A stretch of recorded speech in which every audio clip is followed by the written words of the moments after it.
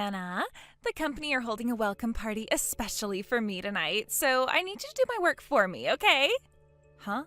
I'm sorry, Rachel, but I'm almost ready to clock off for the day. My friend's waiting outside in the car. Excuse me? Did you just defy me? 'Cause it sounds a lot like you just defied me. You only work part-time. Surely you can be flexible enough to cover me just for tonight. You do know I work full-time at this company, right? I told you before I'm not a part-timer. I just have a temporary reduction in working hours to look after my son. Whatever, I don't need to hear about all the minor details of your private life. Unlike salaried full-timers like myself, part-timers get paid in proportion to the hours they work, so you should be thanking me for kindly giving you the opportunity to make more money. I'm going home. What did you just say? Oh, no, you're not. I'll be showing up at the newbie welcome party at the bar the company hired out later on after my friend takes me to pick up my son from the daycare center before taking him to stay with my parents for the night. I'll probably see you there. Wait, what? You're coming to the party too? But I never invited you. I don't need an invite from you. We work at the same company and you're not even a manager. Anyway, I'm cutting it close already, so I really need to head off. You're not invited to the newcomer welcome party, you filthy part-time old hag. I might not officially be your superior, but there's an unspoken rule that full-time employees call the shots over part-time filth. You should know your place, woman. Gross. I can't believe you actually had the nerve to show up at the welcome party. I mean, seriously? Oh, and another thing. I thought of this at work today too. But why the hell are you so buddy-buddy with the CEO? Seeing you laugh and joke together like that makes my skin crawl. I saw you eating lunch with him in the office cafeteria too. You even show up to work with him in the mornings. You should know better. Don't you have a husband and a kid? What disgusting behavior. Have you no shame flirting with the CEO like some goddamn loved-up high school student like that? Someone really ought to teach you a lesson. If he's desperate enough to take a worn-out bimbo like you up on your advances, he'd be better off going with someone younger and more beautiful on a full-time contract. Someone like me. I have more of a right to get along with the CEO than you do. I mean, really, who the heck do you think you are, showing up to the newbie welcome party on a part-time contract? You do not get to rub shoulders with those of us who actually work hard. Oh, looky, I just saw you go to the toilet. This is my chance. I'll have you out of this party if it's the last thing I do. Don't say I didn't warn you, bitch. You did the right thing by taking your belongings with you to the toilet. There's no need for you to come back to the bar now. It was so kind of you to get ready to leave like that before I even said anything. You sure do crack me up, Anna. I'm in such a great mood right now. Do you mind if I say it one more time? Don't say I didn't warn you, bitch. Rachel, give me back my purse. Oh, did you finally notice? When did you steal it? Steal? Oh my God, how could you accuse me of something so horrible? Remember when you got all flustered when I poured water all over you in the toilets? I caught a glimpse of your luxury branded purse when you were rummaging through your handbag to find something to wipe yourself down with, and, well, what can I say? I took my opportunity while you were distracted. You obviously have no right to own something so expensive while working on a part-time contract, so I figured I'd teach you a little lesson. I'll be looking after your purse for a while. Your money will pay for my drinks at the next bar. What? Drinks are on you tonight. Oh, but don't worry. I'll give you back whatever small change is left tomorrow after work. As for the purse itself, I'll have to keep it because we simply cannot have a lowly part-time filth like you owning something this nice. I've kindly decided to give you my cute little purse in exchange. All right, that settles it. Since we're doing a fair exchange, you can't accuse me of stealing anymore, right? Rachel, please stop this at once. My husband gave me that purse for my birthday. Please give it back. Oopsie, no can do, sweetie. Anyway, how the hell do you expect to come back to the bar in that sorry state? You look like a drowned rat after I poured that bucket of water over your head in the toilets. Hurry up and go home and change your brat's diapers or something. Craig. Anna, what's going on? Is everything okay? Where did you disappear to after going to the toilet? You need to be careful around Rachel. Huh? What do you mean? She's that new girl, right? She's dangerous. She followed me into the toilets, came up from behind me, and poured a bucket of cold water over my head. What the hell? That's not all. She took my purse from my handbag when I was trying to dry myself off. Your purse? Is she insane? That's theft, plain and simple. That purse was a gift from my husband, and she seems to have taken a liking to it. She said she's going to give me back the contents tomorrow at the office, but intends on keeping the purse itself, apparently.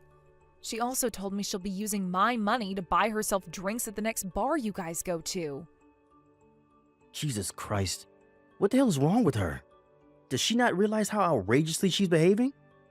Sadly, no. She seems to have precisely zero awareness of how unacceptable her actions are. Holy Mother of God. Where the heck do we find these people? I'm starting to have serious doubts about the hiring team. Anyway, I'm heading home now. I'm soaking wet after her little bucket stunt, and if I show up to meet you guys again, she'll probably just do something else to me. I don't want to cause any confusion and let her ruin the party any more than she already has. Right. I generally don't think it's a good idea to negotiate with terrorists, but practically speaking, now might be a good time for a temporary tactical retreat. Her days are numbered now anyway. On that note, can I leave the rest to you? Of course. Say no more, sis. Thanks, Craig. I'm counting on you. Hey, bitch face. Hello, Anna. Excuse me, I'm talking to you. Hey! Why the hell didn't you tell me? You never told me you were the CEO's little sister. You have an obligation to tell me things like that, damn it. Aha, I knew it. So you did forget. Forget what? I don't know what the crap you're talking about. Remember when I introduced myself to you on your first day? Hi there, Rachel. My name's Anna. I'm Craig's sister. What? But I don't remember that. Obviously, I didn't say it because I had any intention of imposing myself over you or abusing my position in any way. I just thought helping you understand the social dynamics at the office might make you feel more at home. But if you're the CEO's sister, why the hell do you always get to go home early? Or, wait, is that why? If you didn't leave early all the time, I wouldn't have mistook you for a freaking part-timer. Ugh. According to the CEO, you've been here for a whole 7 years? I know what's going on here, Anna. There's only one reason you'd get to leave before everyone else. You're getting special treatment because you're the CEO's sister, aren't you? You make me sick. You're abusing the fact that you're related to the boss to enjoy special privileges in the workplace. I'll report you to corporate ethics. No, the police. You deceptive, good-for-nothing lowlife. Shall I say it again? Okay, I'll say it again. Are you ready? Here it comes. I'm on reduced working hours. I know what that means. It means you get to go home before everyone else, including part-time scum, which is not fair. Ah, I see. So that's where you got confused. You don't know, do you? Confused about what? What don't I know? Reduced working hours refers to a specific system all companies are legally obliged to implement and provide all employees access to, provided they meet certain conditions. Huh? A system? Reduced working hours is a system implemented by the Department of Labor in accordance with rigorous legal standards to ensure that all employees have access to adequate time off in the event that they're required to care for children or elderly persons such that a balance between work and private life may be achieved.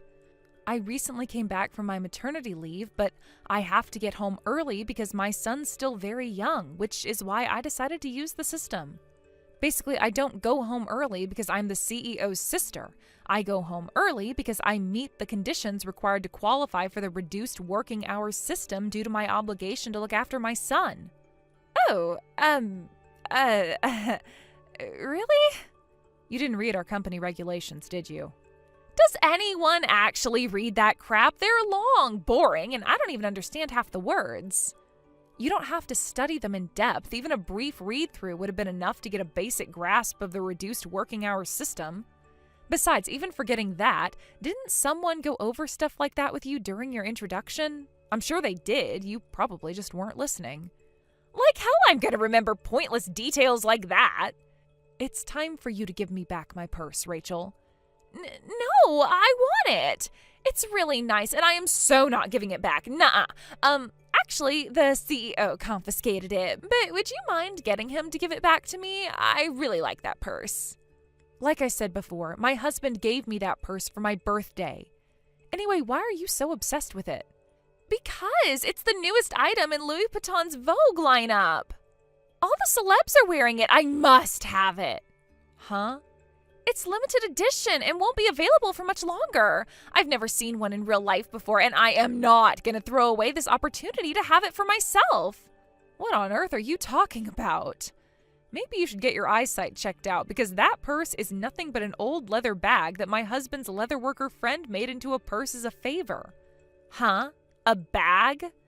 I mean, I guess it's not a surprise that you've never seen a purse like it before, because it probably is the only one of its kind in the world, what with being made of a few old pieces of leather by my husband's friend. But it most certainly isn't an expensive brand, and it isn't as precious or valuable as you seem to think. Oh my God, are you serious? Anyway, Rachel, I'm pretty sure you have more serious things to be worried about than my purse. Huh? Like what? Didn't my brother tell you at the newcomers' welcome party? You know, that you're fired? Oh my God, what? Me? Fired? You really do never listen to anything anyone says to you, huh? Why would I get fired? I haven't done anything fireable. If you don't think pouring a bucket of water over my head and stealing my purse constitutes a fireable offense, I don't know what to say to you.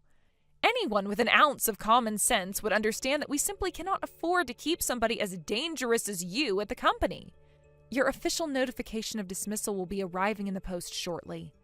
I'm sorry. I'll be more careful from now on, I swear. Sadly for you, society isn't forgiving enough for that from now on to materialize. You have no future at this company, Rachel, and the sooner you accept that, the better. Can't you just do something to make this go away? You're the CEO's sister, for crying out loud. Won't you tell him you forgive me? And why exactly would I do that? What? My son's starting to get unsettled. Maybe he can sense the fact his mom's talking to an unhinged lunatic with less common sense than a sack of potatoes. Goodbye, Rachel. What? No, please. No. This cannot be happening. Ugh, my life wasn't supposed to go this way. Are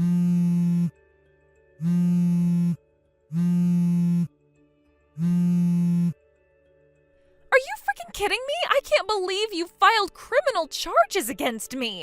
You have to stop this, please. Losing my job was bad enough. My life is over if I get a criminal record. Not only that, but my mom and dad found out about what I did, and they are furious. My dad was so mad he threw a plate of spaghetti at me when I went home today, and if I didn't duck as fast as I did, I would have been a goner.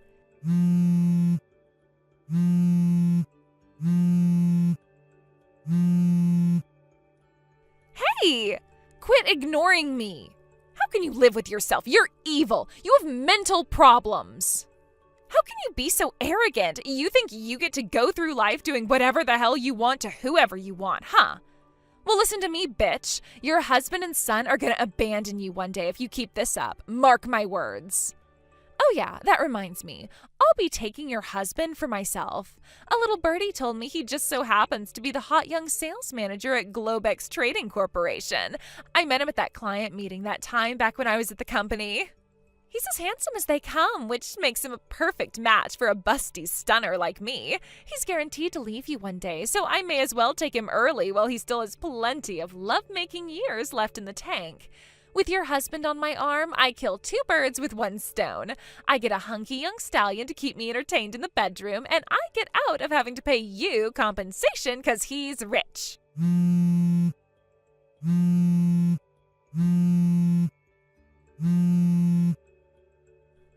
Anna! Pick up the goddamn phone already! A message from my husband. Ooh, what is it? Is he gonna propose to me? Who the heck would want to marry a loudmouthed bimbo like you? Huh? If you have anything else to say to me, contact my lawyer. Goodbye. No, wait! You and your asshole husband deserve each other. You'll pay for this, bitch! Ugh! You may remember my brother Craig asking the salient question of, where the heck do we find these people? And it just so happens that I found out later on that Rachel was in fact hired through nepotism when her uncle in HR fast-tracked her through the hiring process. When I heard that, her insufferable arrogance suddenly made perfect sense. As for her reprobate uncle in HR, he was demoted and took a sizable pay cut for his misdeed. As for Rachel herself, she showed no remorse and clearly had no intention of changing her ways, and if anything got worse, so I had no choice but to file criminal charges. I did receive an offer from her parents to settle out of court after they showed up looking embarrassed outside my house one day, but the color drained from their faces and was replaced by a look of sheer despondency when I showed them the chat logs. In an instant, they changed their minds on the out-of-court settlement and vehemently encouraged me to press charges before agreeing to pay me my compensation in one lump sum. Having a criminal record is probably going to make Rachel's life pretty difficult from here on out. But to be frank, that's not my problem. According to her mom and dad, her life going forward will consist of nothing but forced labor, constant supervision, and a 5 p.m. curfew, which means I'll probably never see her again. Mac, we're breaking up. Huh? What the hell? Where did that come from all of a sudden? Lexi? What's going on? I just told you, didn't I? We're breaking up. The engagement is off. Seriously, what the hell? You got me so off guard here, I don't even know what to say. It might seem sudden to you, but I promise you, I've been thinking about doing this for a long, long time. But we only have 2 more months until the wedding, Lexi. Exactly. It's precisely because we're so close now that I had to stop and do some serious soul searching. When I thought about what kind of family we'd end up being, what our home life would be like, what kind of married couple we'd be, I've been doing all sorts of thinking about what our married life would look like, you know? And I'm sorry, Mac, but it's just not the life I imagined for myself. Huh? Huh? How do you mean? How should I put this? It's like, no matter how hard I try, I find it impossible to imagine us having a future together. Or rather, when I picture what my idea of happily married life looks like, you're not a part of it. I guess you could say I was finally honest enough with myself to accept that. What are you saying? It's important to have a vision for the future, you know? Especially when you find yourself stood on the precipice of one of life's major turning points. But when you're about to embark on a new start and you're already having major doubts, you have to stop and have a difficult conversation with yourself about whether it's truly what's right for you. Look on the bright side. At least we didn't actually end up getting married, so we both get to come out of the other side without becoming divorcees. So please, just agree to breaking off the engagement so we can both move on. I'm gonna need some time for this, Lexi. This has all been so sudden, and I need some time to process everything you just told me before I can give you a proper answer. Come on, Mac. Is it really that difficult? Nothing you say will change my mind. I need time to process this. Fine, I'll give you 3 days. Just 3 days? Actually, I think I'm being pretty generous, because nothing you say will change my mind. Which means 3 days is a waste of time as far as I'm concerned. That said, I get that you're shocked, so I'm willing to compromise. I understand how you feel, so are you going to meet me halfway and consider my feelings too? Fine, I'll message you in 3 days then. Just remember that no matter how long you wait, nothing's going to change my mind.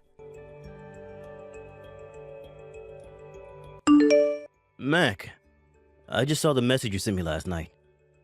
I'm so sorry I couldn't reply straight away, bro. I was on night shift and we're not allowed to take our phones outside the locker rooms while on the premises. Hey, Tony, sorry for sending you such a weird message out of nowhere. Lexi dropped a bombshell on me and she said that she wants to break off the engagement and I didn't know who else to talk to about it. Don't sweat it. I'm your friend and I wouldn't want you to go through this alone, so I'm glad you reached out to me. I'm sorry if I worried you. Thanks, buddy. I see. So is that why? Is that why? Listen, Mac, there's something about Lexi you should know. Huh? I'm sorry to tell you this when you've already got a broken heart, because it's probably going to sting a little. But you might want to deal with it immediately, so I don't really have a choice. Whoa, what is this? Whoa, what is it? You're scaring me now. This all happened about 2 months ago. I saw Lexi while I was on my way to work a few times, but every time I did, she was with some other dude. Huh? Wait, what? I saw them together in the same place every time. Every time I saw them, they were walking down the long street you come onto. Every time I saw them, they were coming. Every time I saw them, they were walking down the long street you come onto after turning right out of McPherson Station. I'm pretty sure I don't need to tell you where that street goes, right? That's where all the hotels are. Bingo. The first time I didn't think anything of it. I figured she was probably just with some guy friend, and they just happened to be walking that way while on their way somewhere else. But from the second time onwards, I had a bad feeling not only due to her being with the same guy again, but also they were way too intimate with each other just to be friends. I see. I'm sorry I waited so long to tell you, buddy. I just didn't know the right way to go about it. When I saw them again yesterday, I got super annoyed with myself for keeping it quiet all this time and swore to tell you. I was actually going to do it today. I can tell it's been eating away at you, Tony, and I'm sorry to hear that. Don't feel bad, okay?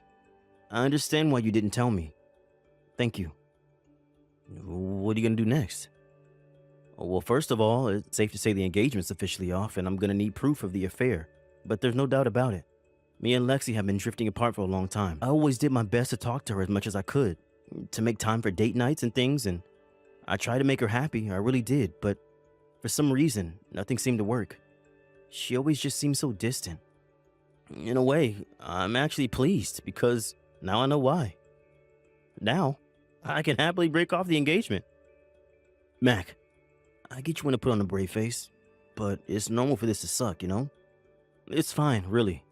Anyway, once the engagement's been canceled, I'll have to deal with the small matter of how to make sure Lexi takes full responsibility for what she did. Let me know if there's anything I can do to help, pal. I'm always here. I might just do that. Thanks, brosif. Lexi, I've decided to break off the engagement. Wow, really? Gee, thanks, babe.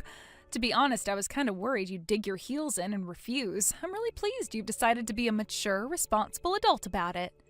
Oh yeah, one more thing. As for letting everyone know we're breaking off the engagement, I think it's best we both tell our parents, friends, and all the people we invited to the wedding individually.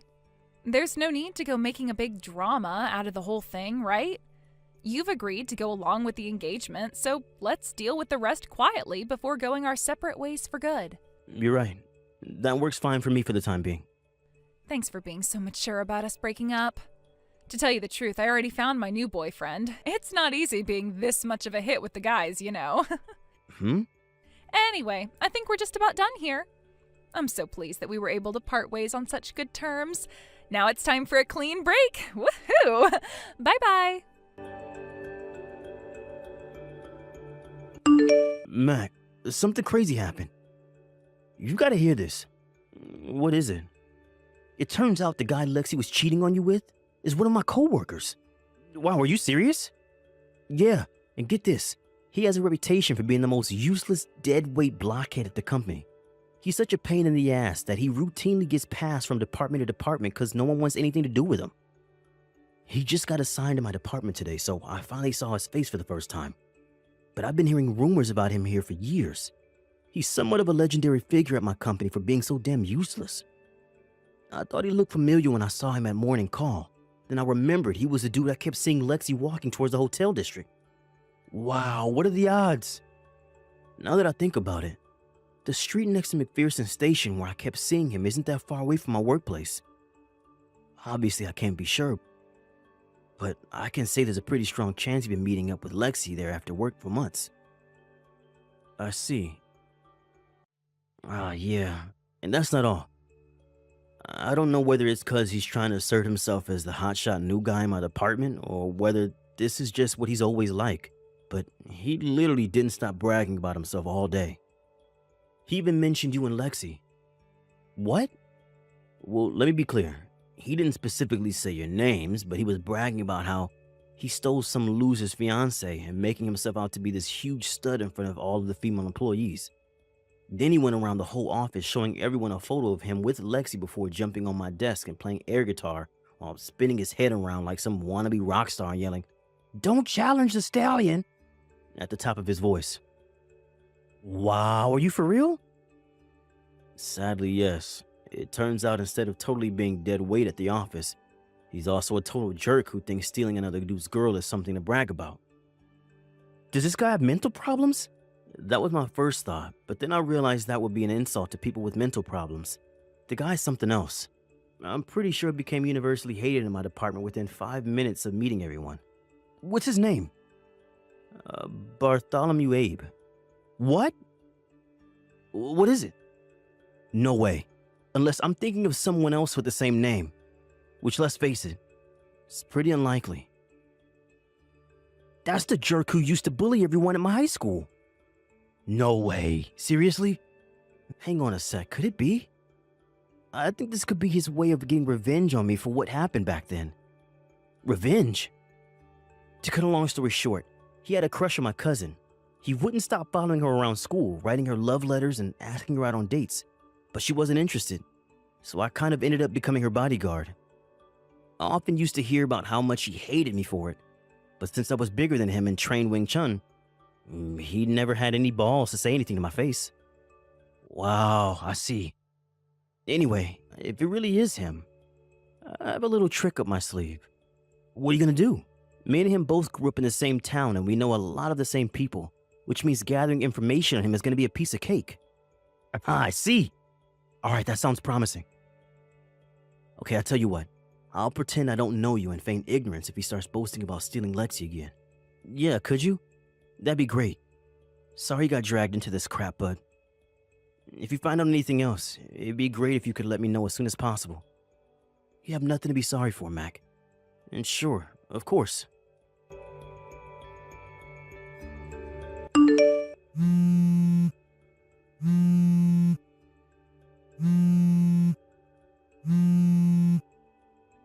Mac, what the hell is this letter that just showed up at my mom and dad's place? You better start explaining right now. Why in God's name would I pay you compensation? Not only that, but why in the crap would I cover all the wedding expenses? Which part don't you understand? Isn't it obvious? You're the one who called off the engagements, so why would you get out of footing the bill? What are you talking about?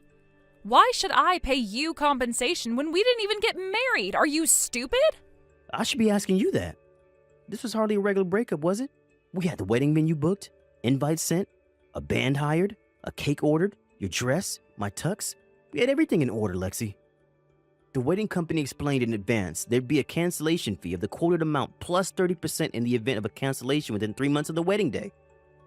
Not only did the representative explain in person when we went in, but we both signed a contract and received email copies of the terms and conditions. Huh? I went through all of the cancellation procedures myself. And not only that, but I had to borrow the money from elsewhere because I didn't have enough left after spending so much on the wedding. Obviously, I was going to bill you for everything when you're the one who called off the engagement. Am I doing something wrong here? Please feel free to go through my messages again and pick fault if I'm mistaken somehow, because I assure you I'm not. Fine. Well, what about the compensation? You can still claim compensation without getting married, you dummy. Wait, what? No way. You're lying. Not only that, but you cheated on me. What? No, I did not. Sorry, Lexi, but you're not going to be able to lie your way out of this one. I put the proof of the affair, including pictures of you being intimate with your lover in public, in a separate brown envelope inside the compensation bill letter. No way. That's what's in the envelope? Get back in touch with me once you've taken a look inside if you dare. Oh my God, I can't believe this is happening. How did you find out? Shall I be completely honest with you? Tell me. I'm so sorry. I almost fell over laughing when I realized how easy you made it to collect proof you were cheating on me. What? You do know that your lover, Bartholomew Abe, was in my class in high school, right? Sure I did, but so what? What's your point? So you should have known he was the most hated guy in my entire neighborhood too, right? Huh? Not only that, but he was also hated by the very kinds of people you do not want to make enemies of. Which is why when I headed back into town and enlisted the help of some of my old friends in the form of calling in some favors with their connections, I had enough evidence to prove the affair 10 times over within just a few days. It was really that easy? Come on, Lexi, face reality. Even without the help of my friends, it was never going to be difficult to prove he was going around bragging to everyone who'd listen about how he'd stolen Mac's fiancée and was now officially the superior male. He even posted photos and videos of you both together in the office group chat. God damn it, that moron. Are you being serious right now? Oh, yeah, that reminds me. Bartholomew wouldn't happen to have stopped messaging you these last few days, would he? Well, yes. I thought it was just because he's busy since getting moved to a new department at work. I have some friends who work at one of the office buildings outside the hotel district near McPherson Station. They gave me several witness accounts reporting seeing him going into one of the hotels with a young blonde a total of 5 times over the last 2 days. Wait, what? Bartholomew with another woman? But why? Why would he do this to me? I thought we had something special. You've got to be kidding me. I broke off my engagement for that asshole. There's one more thing you should know. Apparently, Bartholomew's uncle found out about his nephew's misdeeds for the first time yesterday, as well as kindly agreeing to shoulder the burden for the compensation his nephew's gonna owe me. He also drove him out to a remote mountain temple run by a small group of Shaolin monks who operate a rehabilitation facility for violent criminals, ex-drug addicts, and other various breeds of social misfit. Something tells me you won't be hearing from him again. What? Anyway, I think we're pretty much done here. Make sure I get my compensation and repayment on the wedding expenses sooner rather than later, okay? My lawyer's on standby, should I need him. Oh my god, is this real life? How can you just keep springing extra crap on me? I don't even understand what's happening anymore.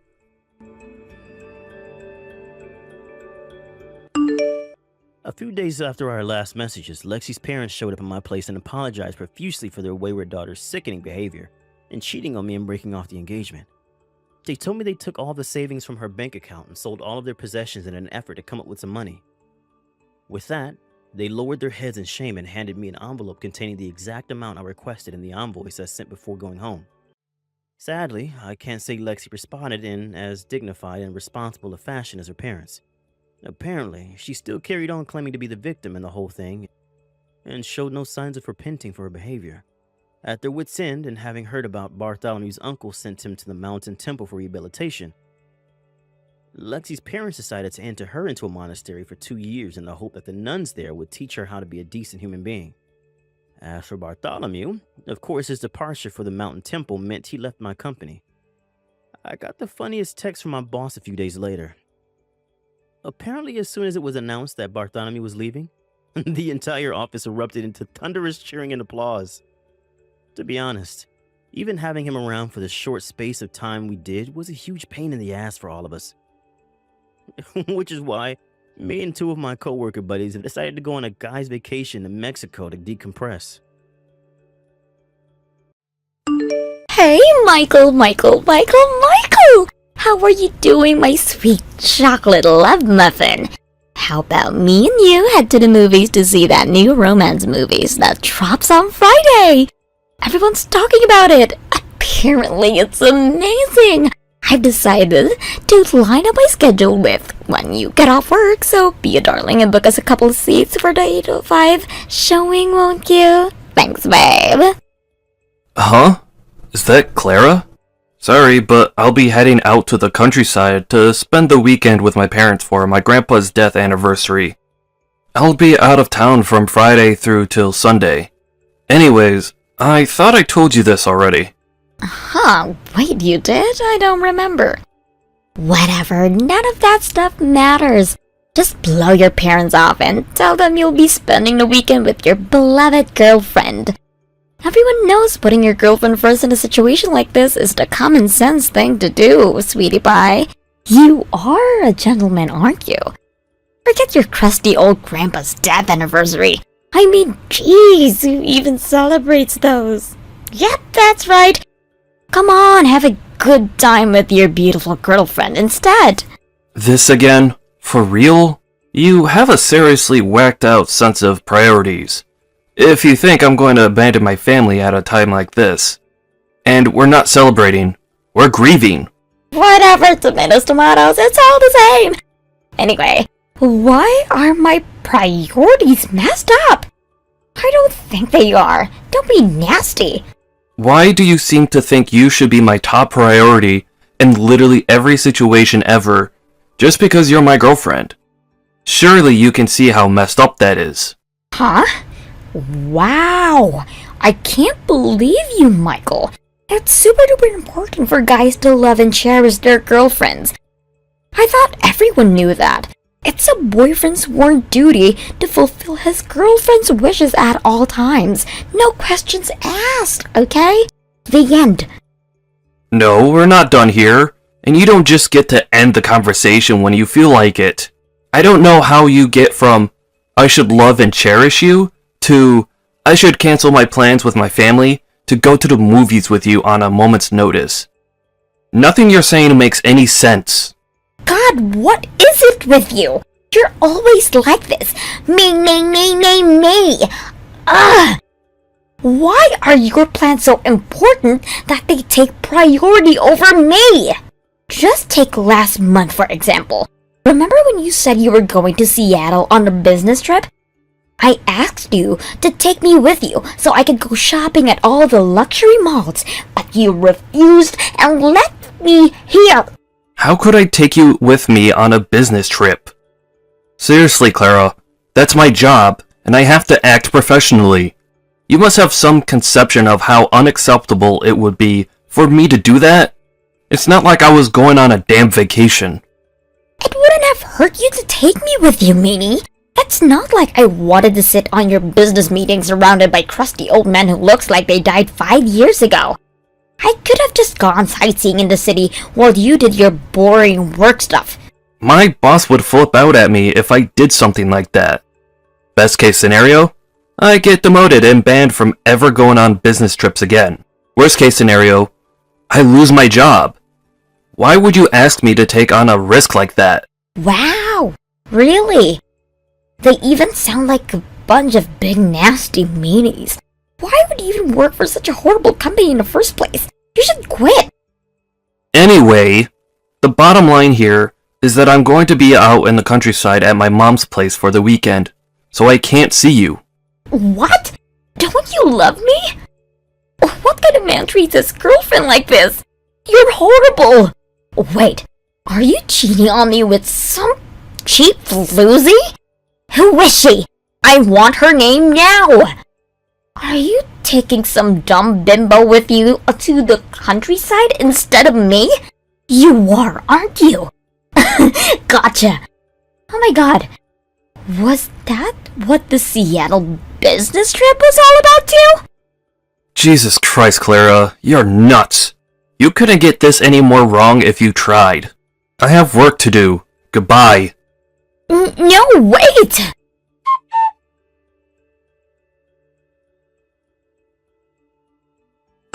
Hey Michael, thanks for coming down and seeing us all for Grandpa's death anniversary.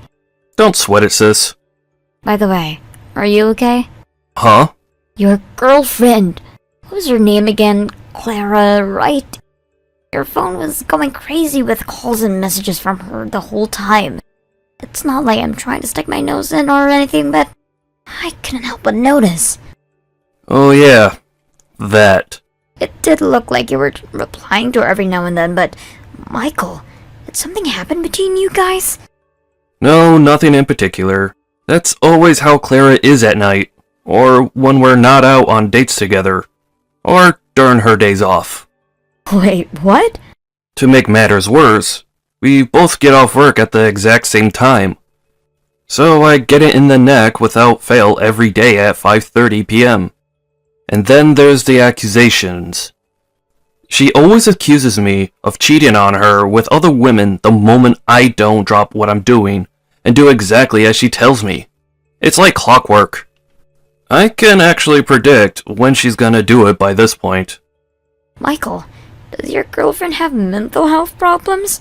She sounds like a freaking nutcase. What was it last month? Oh yeah, she kept pestering you to take her with you on the business trip to Seattle, right? She completely ignored your situation, constantly demanding you that you come and spend time with her and accusing you of cheating when you didn't. I don't know how to say this without sounding rude, so screw it. I'm just gonna come out with it. Your girlfriend is a self-centered lunatic. Gah, God damn it, Beth. Do you really think so? Look, this is your relationship, and I know it's not really my place to comment, so if you feel like things are fine between you, then we can just forget about this. But if there's anything bothering you, I want you to know I'm always here to talk. Nah, to tell you the truth, sis, things aren't fine.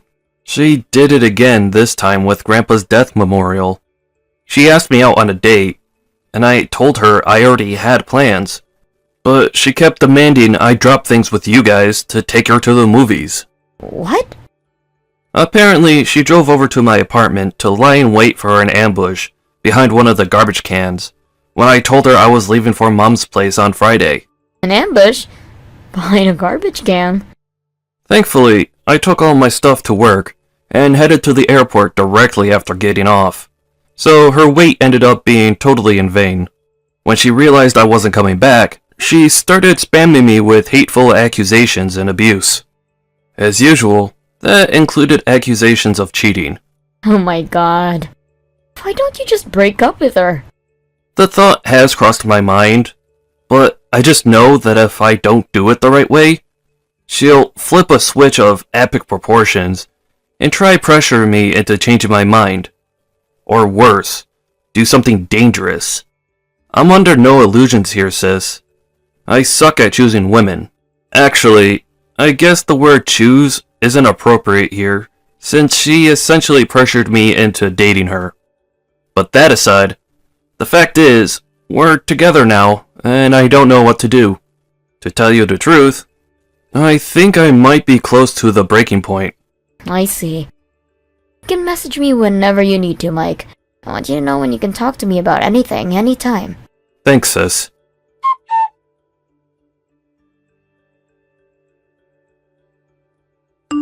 Mike!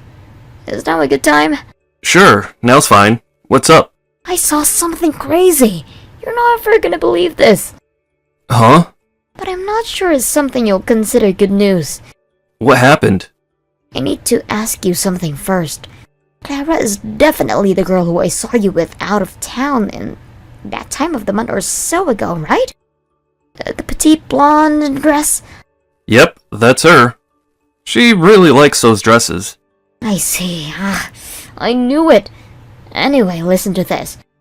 I saw a girl who looked an awful lot like Clara walking towards the part of the town where all the hotels are. You know, near the boardwalk. And wait till you hear this. She was holding hands with my boss. Seriously? She works as a temp for Viral Holdings, right? Yep, that's right. You see, Viral Holdings recently signed a huge contract with my company, so we now spend a good chunk of the workday dealing with their orders, and get this, my boss is in charge of the whole thing. I see. So it is possible that they know each other. Then, I guess this means there's a chance this isn't just a simple case of mistaken identity. Right, that said, we're just going off one sighting here.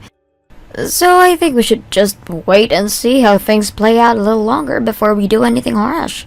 You're right. Let's play it cool and see what happens. By the way, my boss has a reputation at the office for being such a serial womanizer. Which means you don't have to worry about me getting into any trouble at work. I'm pretty sure the higher-ups already know exactly what it's like, so it shouldn't be too hard to convince him if there's any trouble. I see. So he's that kind of guy, huh?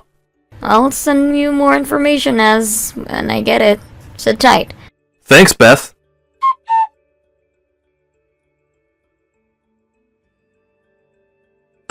Clara? You don't message me at all these days. Is everything okay?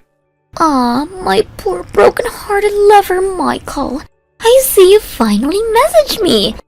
Did you take a long, hard think about your behavior while I wasn't talking to you? My behavior? Do you know why I haven't been messaging you this whole time?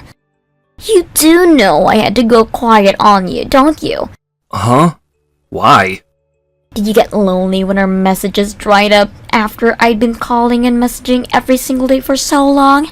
Go on, baby. Don't be shy. You can be vulnerable with me.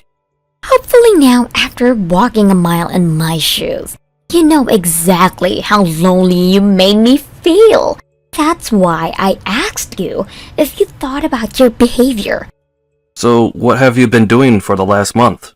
Are you sure you want to ask me that? I can tell if you like, but only if you're mentally prepared for the iceberg that's about to hit your Titanic. The iceberg that's... What the hell are you talking about? Stop messing around and just tell me already. Well, you see, my sweet Michael, I'm currently in a hotel room with my ex-boyfriend. Huh? Your ex-boyfriend?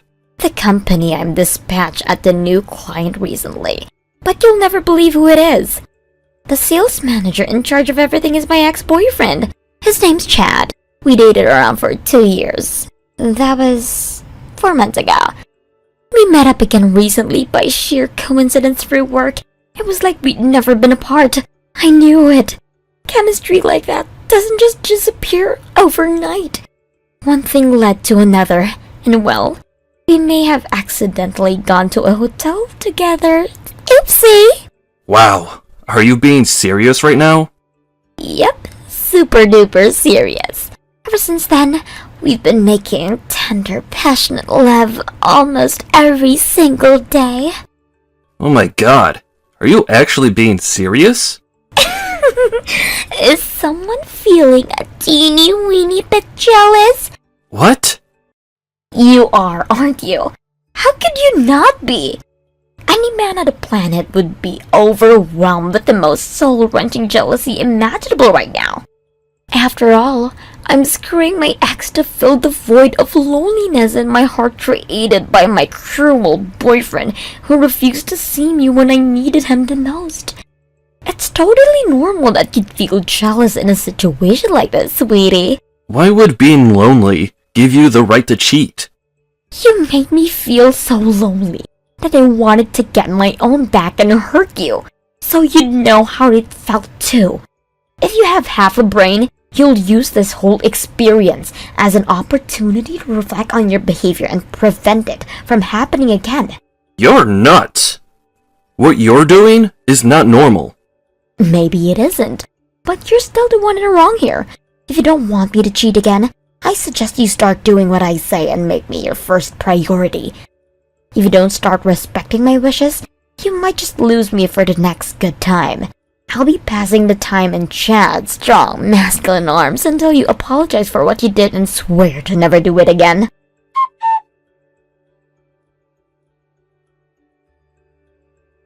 Good morning, Michael. Aside from work, we and Chad have been doing nothing but making steamy, passionate love in a hotel room since we last spoke. It's my day off today, so we came back to my place straight from the hotel and well, you know. And then you'll never guess what he said to me. He said we might be able to get married one day. Huh? Married? If you don't hurry up and take me back, we'll get married and you'll lose me forever. Huh. Isn't he already married? Excuse me? Wait, did you know he was married? What the hell is wrong with you? Wait, are you kidding me? Hang on. How do you know that? So you took revenge on me by having an affair with a married man? To think you constantly accused me of cheating on you, and then ended up having an affair yourself. How ironic. I couldn't make this crap up if I tried. No, answer my question. That guy you're seeing, Chad, works at the same company as an acquaintance of mine. That's why I know. What? That acquaintance saw you and Chad walking together holding hands in that part of the city where all the hotels are. You know, near the boardwalk. What? We were seen? Yep, you were seen. Plus, I already knew about the affair when I messaged you yesterday. I was just playing dumb to get more information about it from you. What? This next part's important, so listen up. What is? You said it was 4 months since you and Chad last saw each other, right? Yeah, that was when we last broke up. Based on the time we started dating, you must have been cheating on me for at least 2 of the months we were together, right? No, wait a sec, we're together? Why did you use past tense?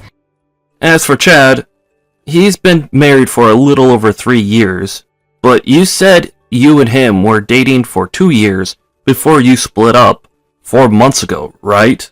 Which can only mean he was cheating on his wife too. Well, So, not only did you cheat on me, but you did it with a guy who was also cheating on his own wife. Double punch. Boom. No, but wait! This doesn't change anything. You're still my number one, Michael. That's what I feel for you, and these feelings can't be wrong. So you don't have to worry, it's fine. Which part of this is fine exactly? Go on. This should be good. Well, it's fine because I love you, and I want us to get married. Chad might have my body, but you have my heart. So it's fine. Let's just forget all this and move on. No, this literally could not be any further away from fine. If that's what you think, that could only mean that you don't love me enough. Say what now? Which is why you need to work harder to love me. If you do, everything will be fine. You get it, don't you, sweetie pie? You have to work as hard to make sure I never feel lonely again. Is your brain short-circuiting? Is your head actually broken? Huh?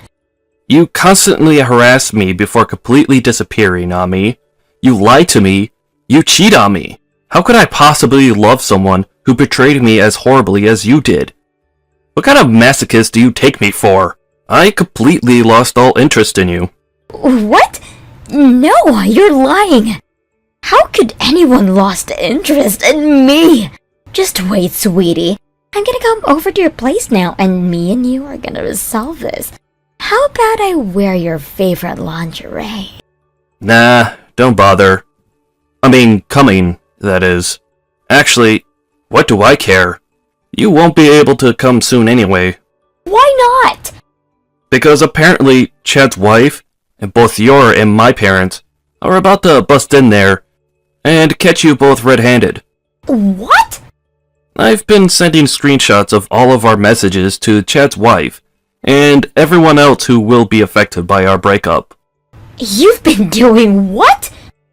Alright, well, I guess we're just about done here. See ya!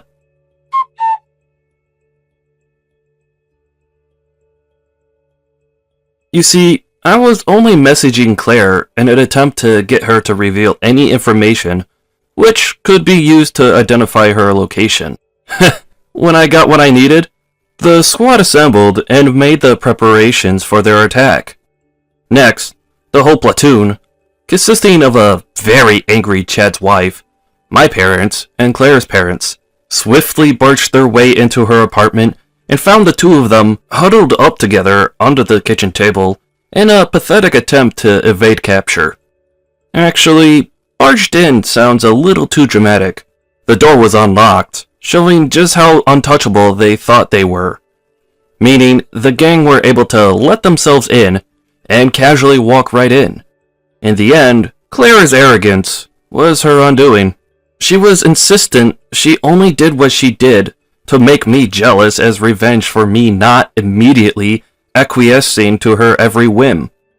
But far from the get-out-of-jail-free card she seemed to think her excuse was, to me, it just made what she did even worse. Being in a relationship with someone who'd intentionally go out of the way to hurt you as revenge for perceived slights is one of the most dangerous things I can imagine.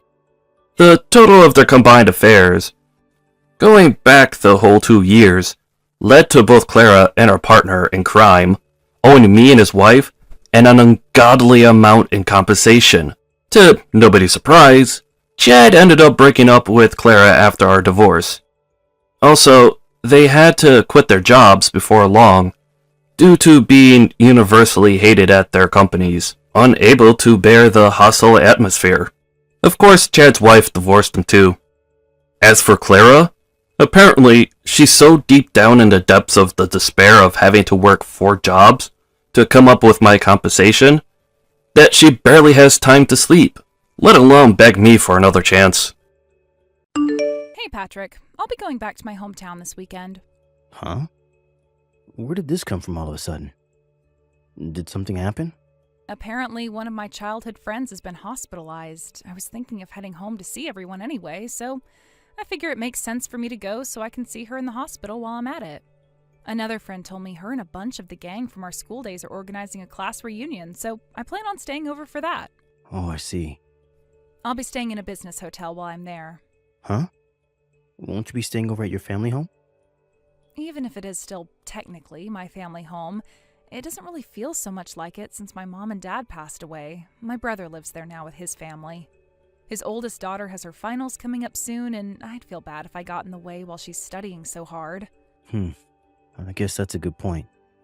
I do plan on heading over to see everyone. It has been a while after all. I just don't plan on staying there is all, which is why I booked a business hotel for the trip. Got it. All right, Elena. Thanks for letting me know.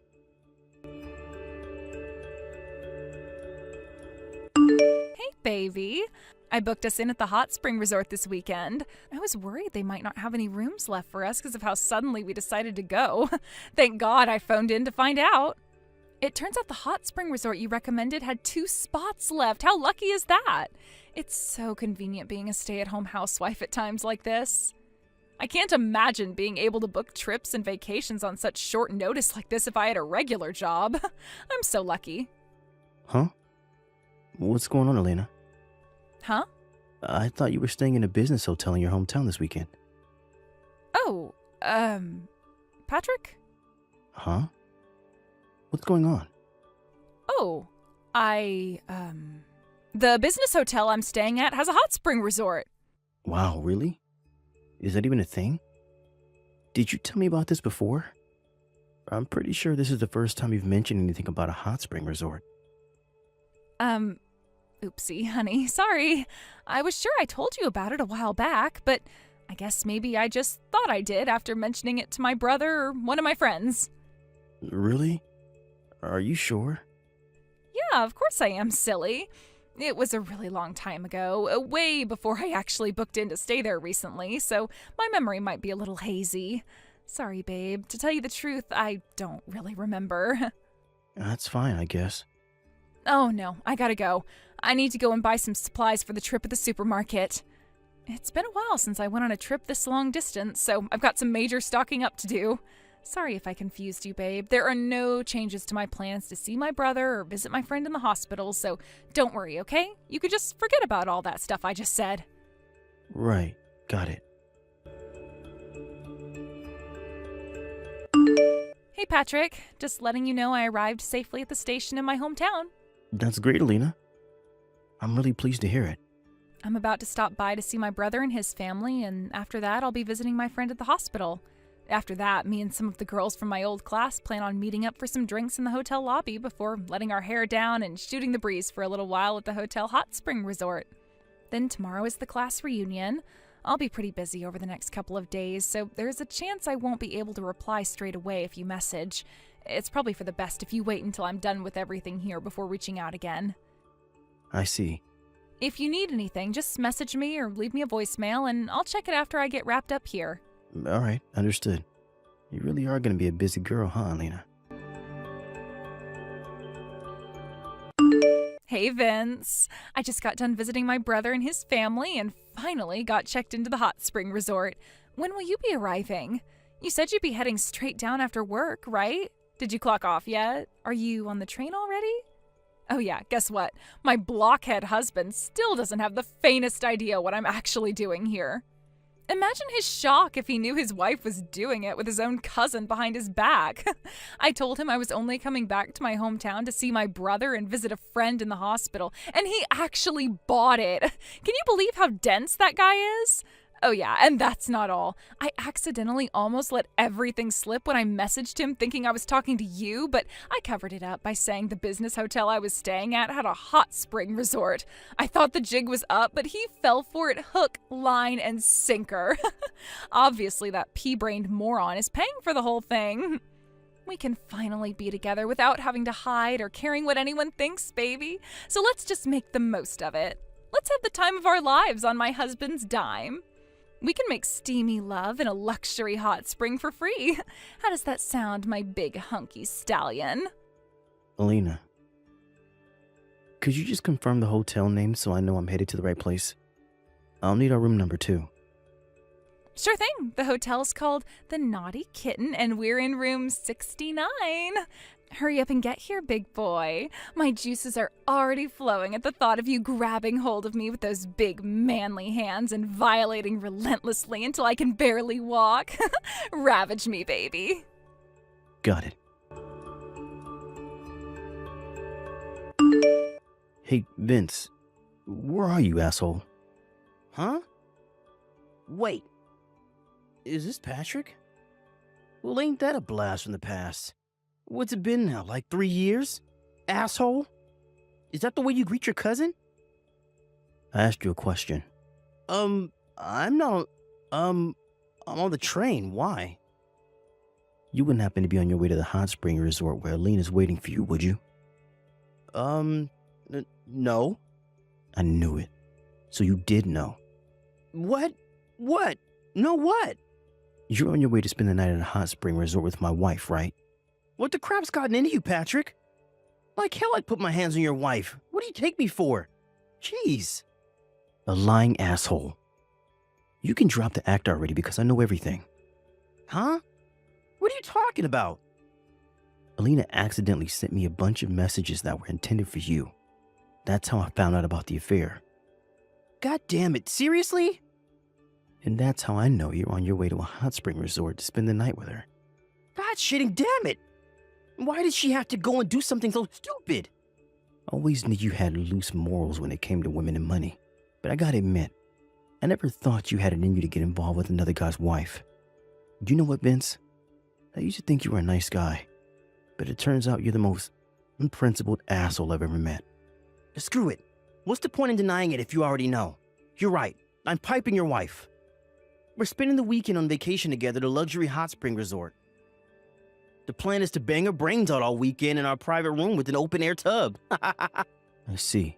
What the hell kind of response is that? Do you even understand what I just said? I'm plowing your woman, loser. You could at least give me a good reaction. The fact that you went out of your way to message me after 3 years like this must mean you're here to try and stop me, right? I guess you could say that. Good luck trying to do that when you don't even know which hot spring resort we're staying at. The Naughty Kitten. What the heck? I pretended to be you and asked for the address when Alina messaged me by mistake. Holy heck, you gotta be joking me. There's only one hot spring resort called the Naughty Kitten in all of America. It was only a matter of time before I found you once I had the name. Holy Jesus balls, are you for real right now? If you pull out now, I'll knock a small amount off the compensation you're gonna owe me real soon.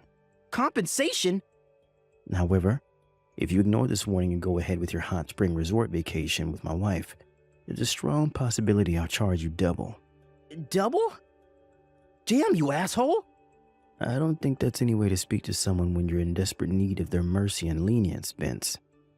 Anyway, what will it be? Fine, you win. So, I just need to go home? Yes, and then you need to block Elena's number. If I find out you guys have been in contact behind my back after today, I swear I'll charge you so much compensation you'll be stuck in an endless cycle of debt and suffering for the rest of your life to pay it off.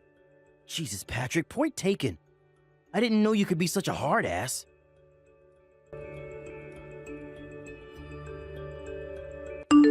Vincey, baby, where are you? What's taking so long? Hurry up. I'm ready to get down and dirty, you big slowpoke. You know, there isn't a day that goes by where I don't wish I met you first instead of that loser Patrick.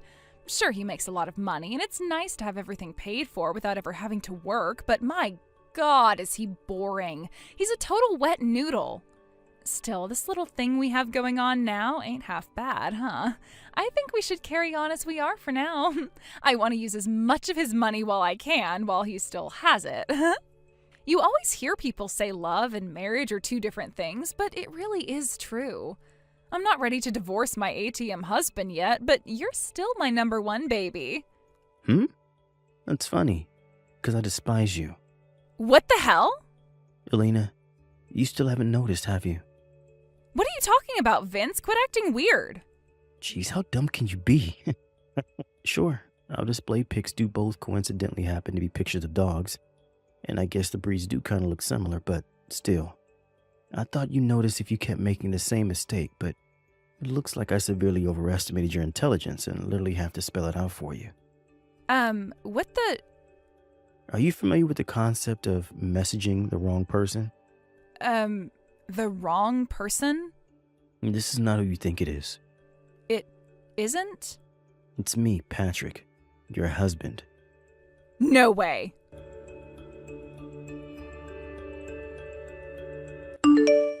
Hey there, you cheating whore. You should know that you're wasting time if you're trying to get in contact with Vince. I made him an offer he couldn't refuse that included a smaller compensation payment. Something tells me you'll never hear from him again. No, Patrick, don't you see? You've got this all wrong, I swear. It was just, a joke. Yeah, that's it. This whole thing was nothing but one big fat prank. The truth is, it's actually a big group of us staying here. Me and Vince are staying in separate rooms, I promise. Cut the crap, Alina. It's too late for you now.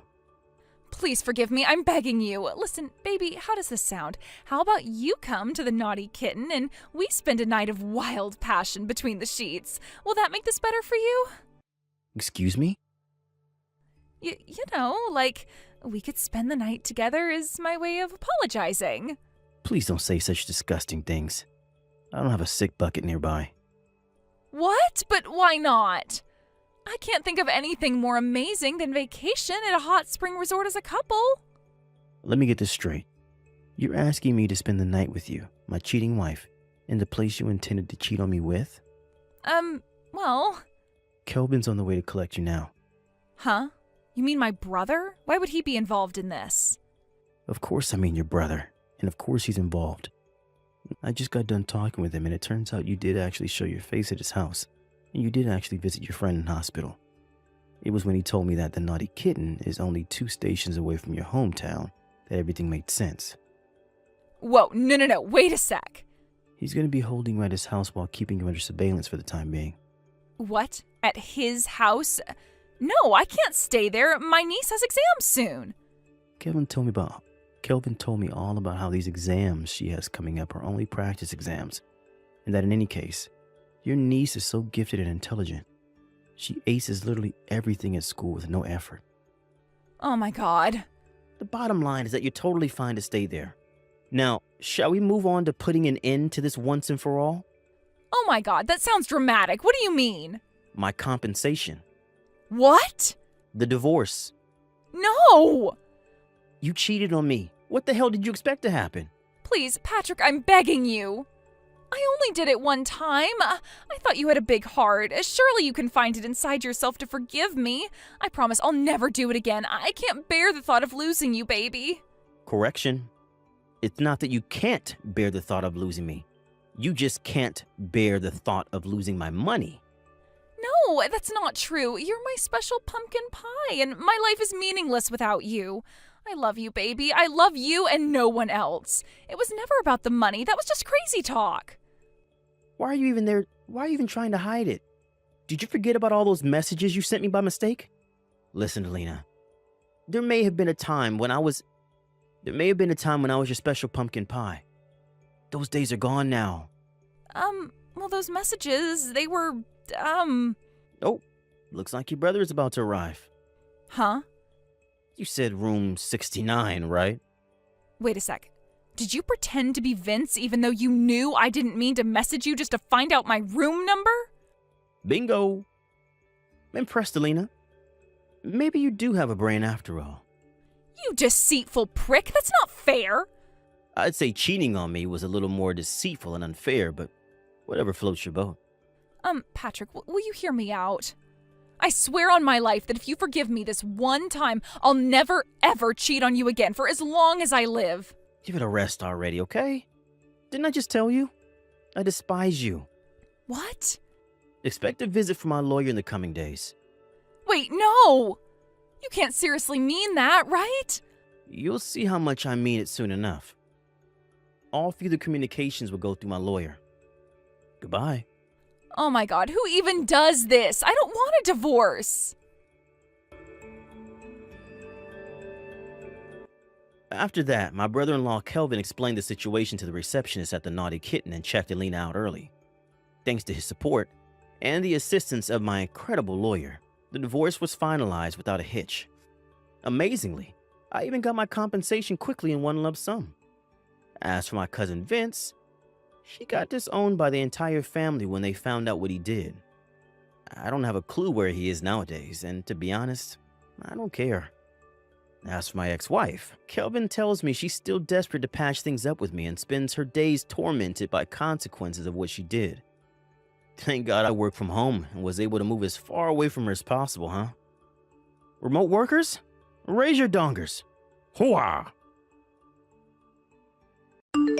Thank you for watching. Please subscribe and hit the like button. See you next time.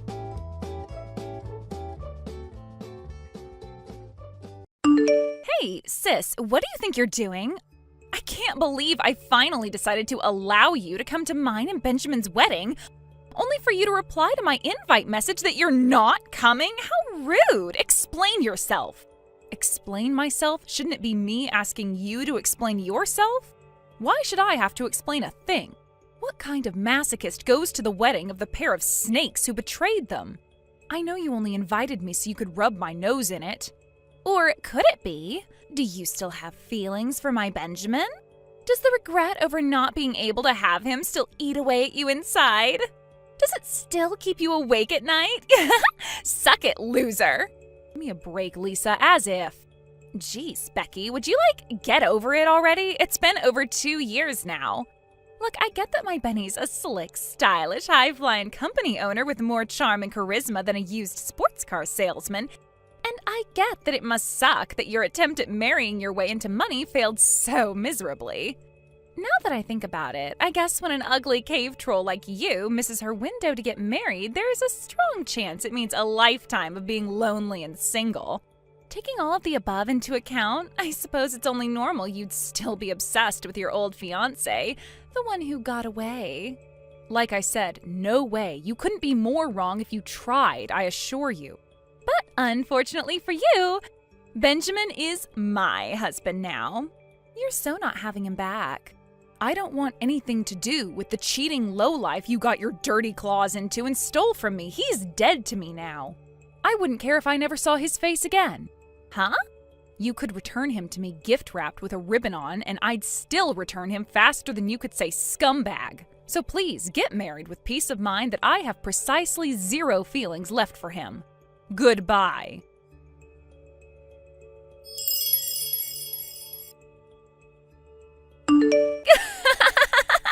I just heard from Mom. Is it true?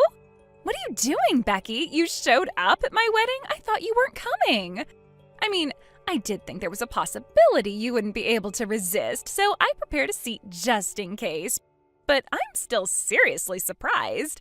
What is this? I don't think the message app will let me send the number of crying, laughing faces I need to reflect how amused I am right now. Sorry to burst your bubble, princess, but I'm here today on an invite from the groom. Huh? The groom? As in... Oh, I'm with you. Benjamin prepared you a seat because he knows you still have really strong feelings for him, didn't he? He's so kind and considerate. What an amazing surprise this is. No, it's not like that at all. But still, I can't believe you took him up on an invite he only sent out of pity. Have you no self-respect? You have serious issues with letting go, sis. Want me to help you find a therapist? I'll pass, thanks. He only invited me due to our work relationship. It couldn't be helped. It's okay, honey. You don't need to make excuses. I'm not judging you.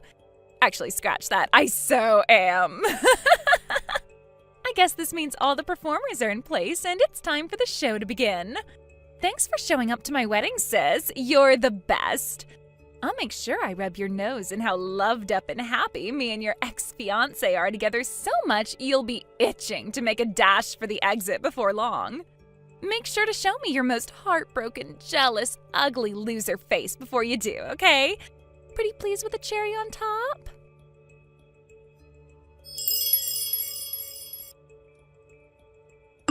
Hey, sis, what the hell was that you pulled at the wedding? You had no right to embarrass me in front of everyone like that.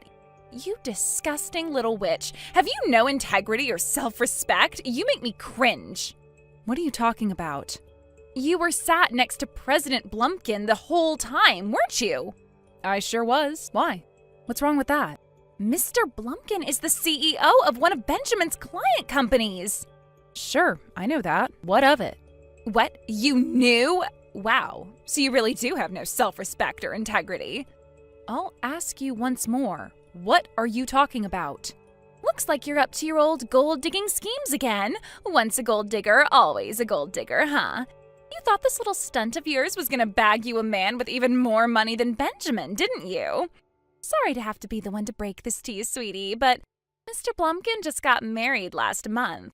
I can't believe you're so desperate to find a husband after missing the boat to get married. You'd set your sights on a married man. How tragic.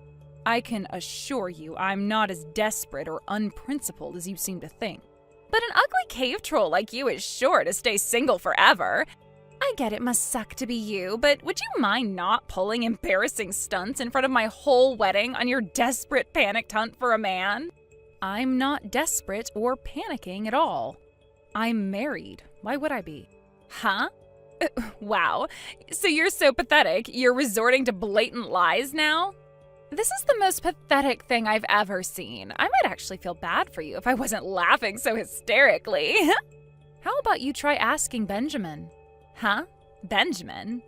Yep, Benjamin's the one who invited President Blumpkin and his wife to the wedding today. I had my suspicions when the invite came, but it's clear to me now that he invited us without having any idea who his wife actually is. I figured there was no sense in keeping it from him, so I had Donald call him up and explain.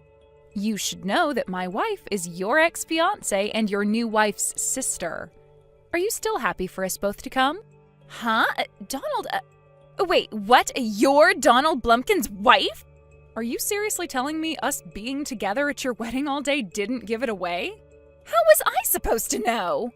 Actually, I guess no one from work had seen us together before. And we did get married on a tropical island in the Bahamas in a small ceremony that only Donald's close relatives were invited to. I guess you can be forgiven for not putting two and two together. Wait a second. So you two really are married? Well, this is the first I've heard of it. Duh, of course it is. It's because I cut all ties with you 2 years ago when I found out you'd been screwing my fiancé behind my back. Not to mention our parents for blindly defending you throughout the whole thing. If not for today's wedding, you probably would have never found out. I can't believe this. What the hell? Benjamin was pretty shaken when the penny dropped too. Despite the fact that Donald explained he was married to your big sister on the phone, I get the feeling he somehow managed to convince himself I was just someone with the same name. The human ability for self-delusion really is an incredible thing. You should have seen the look on his face when he saw us together. All the other bigwigs from the industry were with their wives, so he couldn't even pull back to compose himself when he realized who Donald's new wife is. I've never seen him look so sweaty and agitated. Once me and Donald were sitting there in the front row, sweaty Benjamin had no choice but to accept the fact we were there. What the heck? This isn't fair! I can't believe you married Donald Blumpkin. He's the one they call the prince of the hotel industry, isn't he? He's model-level handsome, and it's said he's one of the richest men in the state. Cannot believe this. Ugh! His company is so big, it makes Benjamin's look like a kindergarten club. I was so jealous when I heard he got married last month. I thought, wow, that's one lucky woman. And then on today of all days, I find out his wife was my ugly cave troll of a big sister all along? Not fair. No, I won't have it. You can't be happier than I am. Not fair. Wow, Lisa, you're unreal. Have you heard yourself? You just got married to Benjamin. You're a married woman now, so I strongly suggest you stop saying things that could give people the wrong idea. But it's true. Wait a sec. If Donald was happy to marry an ugly, washed-up old hag like you, surely a beauty like me should be in with a shot. No, scratch that. More than a shot. I bet he'd drop you in a second if he knew he could have me. Huh? Right, that's it. It's not too late. I'm still in with a chance. Yes, I can still bag myself a high-spec stud. My very own CEO husband. Time to go tell Benjamin he's out of luck, because I'm marrying Donald. Lisa, what on earth are you saying?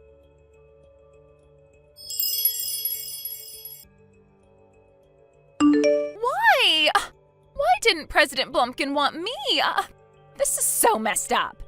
It was so easy for me to seduce Benjamin back when I stole him from you. I barely even had to do anything. A suggestive smile, a subtle flutter of the eyelashes, and he was mine. Anyone with a working pair of eyes can see I'm the better option here. Is Donald blind? Listen to me, Lisa.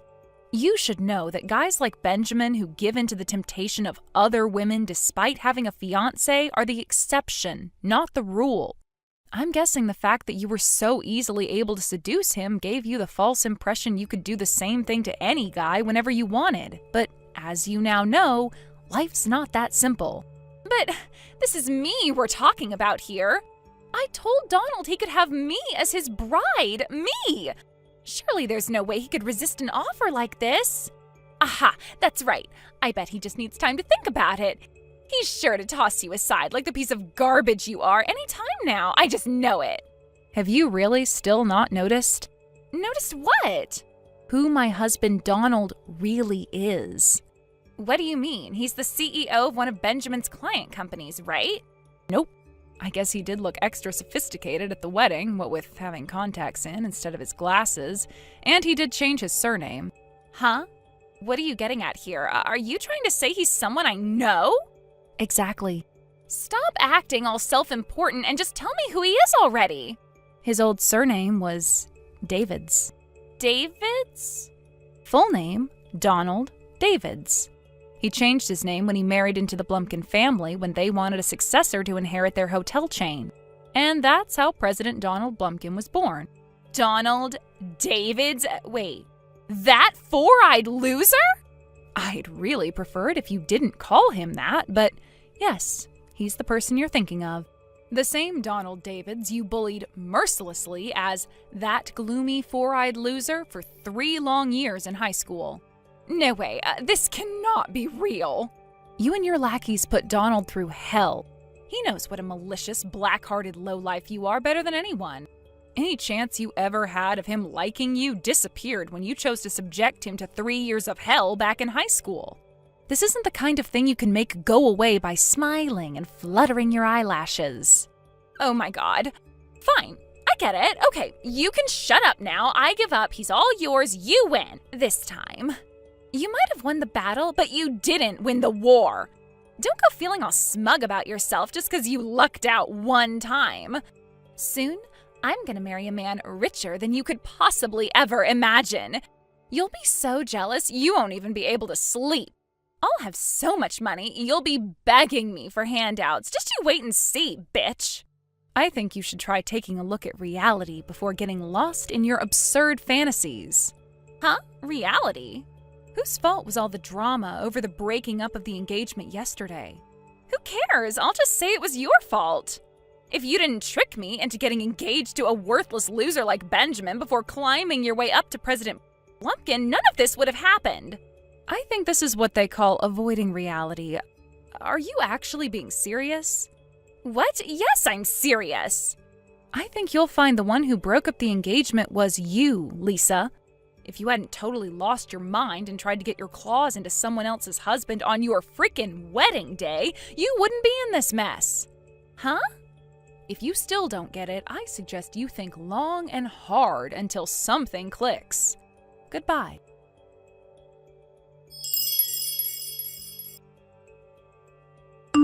Becky, apparently the compensation and the money for the wedding venue comes to a nice round $50,000. You better hurry up and pay it pronto. Why me? Because everything that happened was your fault. Who else would be paying if not you? I'll be sending you my bank details soon, so make sure I get every last cent of what's mine. Ugh, you're impossible. You haven't stopped to think and reflect on your situation for even a single solitary second, have you? Why should I have to think about anything? Because Benjamin isn't asking me to pay him $50K, is he? He sent you the bill. Which means that no matter what you say or think, from his perspective, this is all your fault. Huh? What? Good grief. Come to think of it, this is exactly how you acted when you stole Benjamin from me 2 years back. This is all your fault for being so ugly, Becky. If you were beautiful and gorgeous like I am, I would never have been able to steal your man in the first place. Obviously, that was never going to wash with anyone, which is why Benjamin ended up paying me the share of the compensation you owed me. Stop dragging things up from the past, you bitter loser. That's old news and no one cares. What a shame. Now you've gone and made another huge mess for yourself because you didn't learn anything from your past mistakes. Huh? It's hardly strange that your fiancé would claim compensation from you after you betrayed him, is it? It's common sense. I think it's about time you noticed what a tragic mess of a human being you are. What are you talking about? I'm not messed up at all. I am so beautiful that people will forgive me no matter what I do. You might feel confident saying that in private messages to me, but how about we see what you're really made of? Are you ready to say the same thing in front of a lawyer? Or how about in front of the cops? Or if this ends up going to court, how about in front of a judge? Could you say the same thing then? You don't seem to know this, but it's seen as common decency to apologize when you do something wrong. However, if you do something that an apology won't make up for, you pay compensation, settlement money, or damages. You apologize financially in the form of giving the person or people who suffered as a result of your actions money. Given that your ex-fiancé is currently filing for compensation from you, that's the exact situation you're currently in. Do you understand yet, Lisa? Benjamin covered for you after what you did to me 2 years back, but something tells me you won't be so lucky this time, what with him now hating you and all. Let's face it, you don't have a hope in hell of our mom and dad being able to come up with $50K, so this time, you really are on your own. You don't have to take my word for it either. Apparently, they told the rest of the family they can't afford to cover for you this time around. That's why you're gonna help me. You still don't get it, do you? I'm President Blumpkin's wife. You know, the same President Blumpkin you made an inappropriate sexual advance against on your wedding day. I'm also the same person you caused untold emotional distress to 2 years ago when you stole my fiancé. Surely it doesn't take a genius to figure out that helping the person who hurt me is the last thing I'd do. Start using your head for once in your damn life, you childish pea-brained moron. Oh my God, don't call me such horrible things, you meanie. Ugh. You know what? You can try and make me feel bad with your nasty name-calling and insults all you like, but the bottom line is I can't afford to be paying anyone $50K right now. In that case, how about you get a job and start earning your own money for the first time in your life? Huh? You heard me. You were so confident in your little trick of dating and marrying guys with money would get you through life without ever having to lift a finger. But you were wrong. And what do you have to show for it? You're alone and desperate in your mid-20s without having ever worked a single job. You have less experience of the real world than most high school graduates. Whether you have any self-awareness or not, whether you realize how desperate your situation is or not, you're at rock bottom, and there isn't a soul in this world who's either able to or wants to help you. That's why it's time to grow up and find your first job, Lisa. You have no other options, and the sooner you accept that, the less painful this will be. Me? Work? No, I can't. Is there no way I can get out of this without working? I don't want a job. Surely I'll be able to find another rich guy to seduce. Relying on rich men to fund your existence has its limits, Lisa. It's time to face reality. I suggest that unless you want your situation to get even worse, you get to work on writing your resume ASAP. What? I've made your situation as clear as I possibly can. There's nothing more I can say to you at this point. Oh, and it should be obvious by now, but I have absolutely no intention of helping you. Goodbye. Me? Work a job? But how?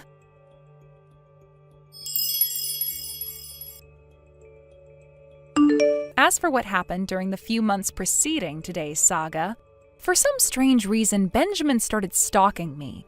When I told my husband Donald, he made some phone calls and used his respected position in the industry to get my crazy ex-fiancé fired from his job. The fallout didn't stop there either. Everyone at my dad's workplace found out about the Lisa incident, and before long, the whole workforce was talking about him behind his back, and he was the butt of every joke. Unable to bear the embarrassment, he voluntarily resigned. Unbelievably, he showed up on our doorstep begging me and my husband for money, apologizing profusely in floods of tears for always taking Lisa's side. Naturally, we slammed the door in his face and got on with our day like nothing had happened. Last I heard, he's working 12-hour shifts at a fish factory just to keep on top of the rent. As for my wayward little sister, I heard my parents kicked her out immediately after finding out about what she tried to do with my husband. In a desperate panic, not knowing what to do, she ended up accepting a strange offer from a suspicious man on a street corner. And now, she works the kind of job I'm not even sure I should mention here. Hint, she's out a lot during the night. It was when she sent me an arrogant message boasting about her new job, fawning over herself for how amazing she was for being so popular with so many men, that I realized my sister was well and truly beyond saving. I blocked her without saying anything on the sound advice of my husband. Hey, Rita, are you there? I have something extremely important to talk to you about. Is now a good time? Good evening, Victoria. Is this about my husband, Bartholomew, by any chance? Huh? He's at your house right now, right? Or rather, you pretty much abducted him and dragged him there in broad daylight. You've got some serious nerve to get involved with the husband of one of your mom's friends. You were plotting to get your claws into my husband while chatting to me with your phony friendliness outside the kindergarten this whole time, weren't you? Ah, I see. So, basically, you already know about mine and Bartholomew's passionate and undying love for each other? Passionate and undying love? I think you mean your act of shameless betrayal and infidelity. Hearing you try to paint something so base and disgusting as something beautiful and pure is super creepy and genuinely makes me want to vomit. So I'd appreciate if you could refrain from doing that, at least while talking to me. Are we clear? Great. Oh my god, you're horrible. I can't believe you're profane our love with your bitter, hateful words. Just because you're Bartholomew's wife doesn't give you license to say whatever you want to me, you know. You might be upset with me, but I'm still a human being. I'll never forgive you for this. Why the hell would I care if you forgive me or not? Give me a break. No matter how much you dress up your words, no matter how harmless and innocent you try to make what you're doing sound, the bottom line is that you're engaged in an affair with a married man, and you should be ashamed with yourself. You're nothing but a cheap, two-bit cheater. You can say what you like, but you can't deny the fact that you're a dirty, low-life scumbag with no morals. It's only normal you'd be upset after what happened, Rita. But you should know that me and Bartholomew are very, very serious about each other. It's just like they say, you don't choose who you catch feelings for, right? For all I care, you can get so angry and worked up that you turn bright red and steam starts coming out of your ears. But will it change anything? No. Me and your husband fell for each other, and that's that. Whatever. Will you at least send him back here to me for now? We can't discuss where we go from here if he's hanging around your place all day.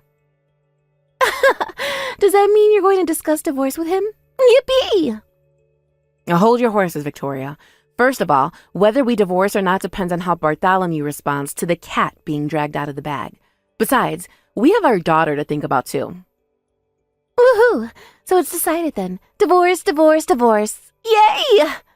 Yeah! If thinking that makes you happy, then be my guest, sweetie. Anyway, will you send him back now? And we'll be stuck in a stalemate forever if you don't. I suppose you do have a point. Okay, I think I can just about tolerate not being with my stallion for a little while, if it means getting him all to myself for eternity afterwards. Just don't go forgetting Bartholomew's heart belongs to me. Me and only me.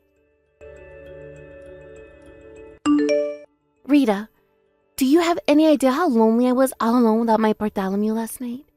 I very kindly let you have him back for a little while, so I think you at least owe it to me to get these discussions out of the way promptly, so I can have him back as soon as possible.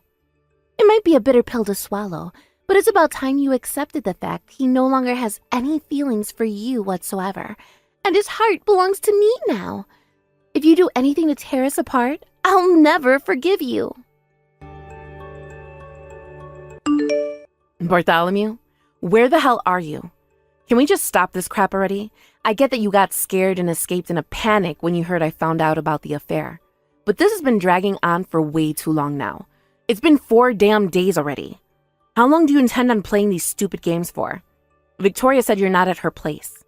You do know that you'll still be paying me for compensation whether we divorce or not, right? There's no way you're getting off the hook here, so why not just be a man about it and face the consequences of your actions? If you keep running away and ignoring me, I'll get my lawyer to charge you for even more compensation. Is that what you want? No, please. Gah, just give me a break already, woman. Wow, you finally replied. So you are still alive. Well, where are you right now? Well, I'm staying in a business hotel near the station by 5th Street. Wow, have you been staying there these whole last 3 days? Yes. And who's paying for your stay? You are. For God's sake, Bartholomew, you're unreal. Don't think you're getting any freebies out of me. I'll be adding every cent of what you spent on my credit card into the compensation. No, please don't do that. I'm already struggling enough as it is. Oh my god. If you're so worried about the compensation, I suggest you don't want anyone with half a brain would do. And hurry the heck up and get your ass back home, now. Rita, Save it. I don't want to hear it here. You can say anything you need to say to me when you come home. I want you back at this house within the hour. Do I make myself clear? Okay. Victoria, there's something I need to confirm with you. Oh, well. Would you look at who it is? Do you have some good news for me, sweetie? Have you finally decided to divorce? To be honest, that is most likely the direction things will be moving in. But before we discuss that, I've been doing a little independent investigation. You know, about yours and my husband's relationship. There are a few things that just didn't sit right with me after he confessed everything. To be more specific, I've been doing some digging about you, Victoria. I'd like to make sure there are no contradictions or discrepancies between what you tell me and what I found out. Would you mind answering some questions for me over messages while I take notes? Sure thing, sweetie. Knock yourself out. Where shall we start? First of all, I found out that you have a husband, and he's currently out of state on a temporary work placement. You're still not divorced, are you? Huh? Well, yes. That's right. But don't worry, I intend on divorcing him as soon as me and Bartholomew get the go-ahead to tie the knot. How long have you been seeing my husband? I think it's been around a half a year now. That's when Bartholomew started dropping off and collecting your daughter from kindergarten, right? It was around that time that we started running into each other. And before we knew it, we'd fallen madly in love with one another. It didn't just stop at kindergarten, did it? I know he was visiting your house from pretty early on, too. Where was your son when my husband was there? I left him with my parents. They live on 6th Street and love watching over little Tommy. You see, my mother-in-law has always been a hard-faced old bat with me, but she spoils Tommy like it's no one's business. She's probably lonely with her son being out of state for work, because she always jumps at the opportunity whenever I ask her to babysit. I almost feel like I'm the one doing her the favor. She's been a lifesaver when it comes to arranging steamy fun time with your husband. I guess I'm at least relieved you haven't been exposing your son to your depraved behavior. Every cloud has a silver lining and all that. But I can't help but feel bad for your mother-in-law. Huh? Why on earth? She doesn't need your sympathy. Why not? You're using her as a tool to enable an affair with another woman's husband. Don't be ridiculous, Rita. It wasn't like that at all. Actually, I planned this out so that everyone would benefit in the end. Listen to me. Everything I've done has been carefully contrived to ensure that when I marry Bartholomew and divorce my husband, he gets full custody of Tommy. Think about it. I never have to worry about looking after him again, and the boy gets to be with his favorite side of the family. Everyone wins. It might seem strange to you, but this is my way of showing Tommy I love him. That's so messed up. I don't even know where to start.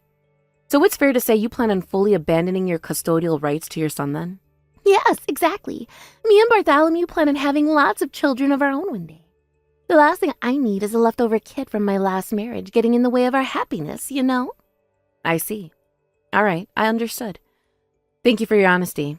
There don't seem to be any contradictions here. I told you, didn't I? Me and Bartholomew are in love, and that's all there is to it.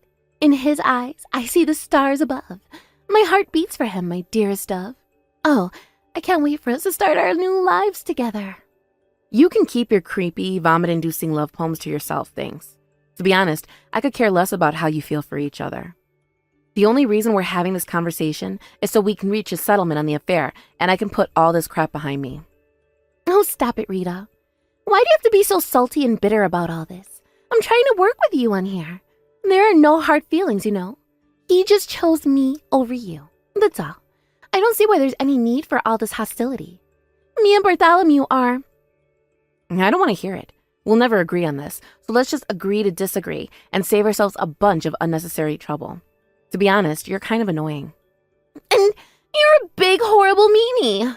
Anyway, you'll be receiving a visit from my lawyer over the coming days. Huh? Your lawyer? Yep, my lawyer. I figured it'd make more sense to leave the compensation to a professional, even if it is going to be a little costly. In the end, I can take his fees out of the compensation anyway. I suppose that makes sense. In any case, I'm not worried about the compensation. I have a feeling that a certain someone will take care of it all, my share included. I think you probably know who I mean. Is that so? Interesting. Anyway, I just had that certain someone sign the divorce papers and booted him out of the house. Huh? Wait a second. What? It's your turn to take him in now. Good luck. Hang on. I don't even... Wait. Surely you should be the one being booted out. Of my own house? Don't be ridiculous. The house belongs to you? I see. Actually, you know what? It's fine. Whatever. Bartholomew will be mine forever and ever from here on out. So what do I care if we have to let go of a poxy little house? Goodbye, Victoria. Hey, Rita. Thanks a bunch for finally divorcing my man. You're a star. Bartholomew just got done paying my share of the compensation. Not only that, but he also agreed to pay child support for Tommy when my ex-husband won full custody of him. In just 100 days' time, me and my hunky stallion will be officially married. Oh, I can't wait. Rita, I finally got my knight in shining armor. This is every girl's dream. Toodles, sweetie pie. Hello, Victoria. I have the most amazing news. Me and Bartholomew officially got married today. Sure, we might have been officially together for a whole 3 months now, but I must say, there's something truly magical about having that ring on your finger. We're so happy. It's like a dream, a fairy tale. Did you really go out of your way to unblock me just to brag about getting married? That's kind of sad. I guess I may as well ask you if this is you unblocking me. What? Oh, this should be good. Go on, sweetie. What is it? What is it? Where are you guys living these days? In the same apartment I've always lived in. My ex-husband took Tommy to live with his parents, so I stayed and carried on living here as normal. Wow, you stayed there? Yep, and this is where things get really good. Now, me and Bartholomew can finally start our married life, full of joy, romance, love, and passion. We both got disowned by our parents and told never to contact them again. But I guess it's a small price to pay for a true love as special as ours. It's kind of romantic when you think about it, right? The love that overcame all adversity. They should make a movie about us. Damn, well, this is awkward. Victoria, there's something you should know. Your ex-husband told me this when they took Tommy to live with his folks after the divorce, but that apartment is being rented in his name. And you have a deadline to be out at the end of this month. Huh? What? Did you change the name on the tenancy or something? The name on the tenancy? Wait a second. I don't think we went through any procedures or anything. I just kind of carried on living here. If you don't know the details, wouldn't contacting the landlord and asking him be the intelligent thing to do?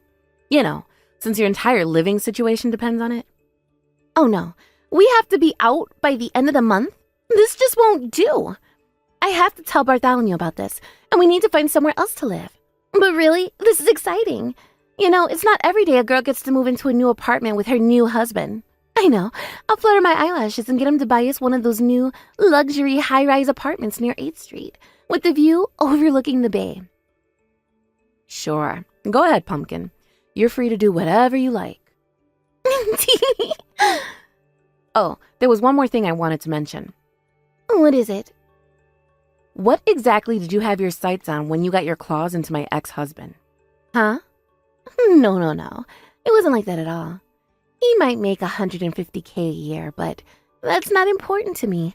I just wanted to marry my darling so we could be together forever. Huh? 150,000 a year. When two people are madly in love like we are, money is insignificant. The fact that he makes 150,000 a year is just an added bonus to our love. Or rather, it just so happens that the man I fell for is also filthy stinking rich. Victoria, I'm the one who makes 150,000 a year. What? I did think you seemed a little confused about some things, but I had no idea you'd make a misunderstanding of such epic proportions. Wait a second. What are you talking about? No way. This can't be. You work a regular part-time job, right? How could you possibly make that much money? Sure, I do work part-time on the register at a supermarket, but my family runs a lucrative real estate business with properties extending across the whole country and with offices abroad. I help out with the management of the estate branch. A real estate business?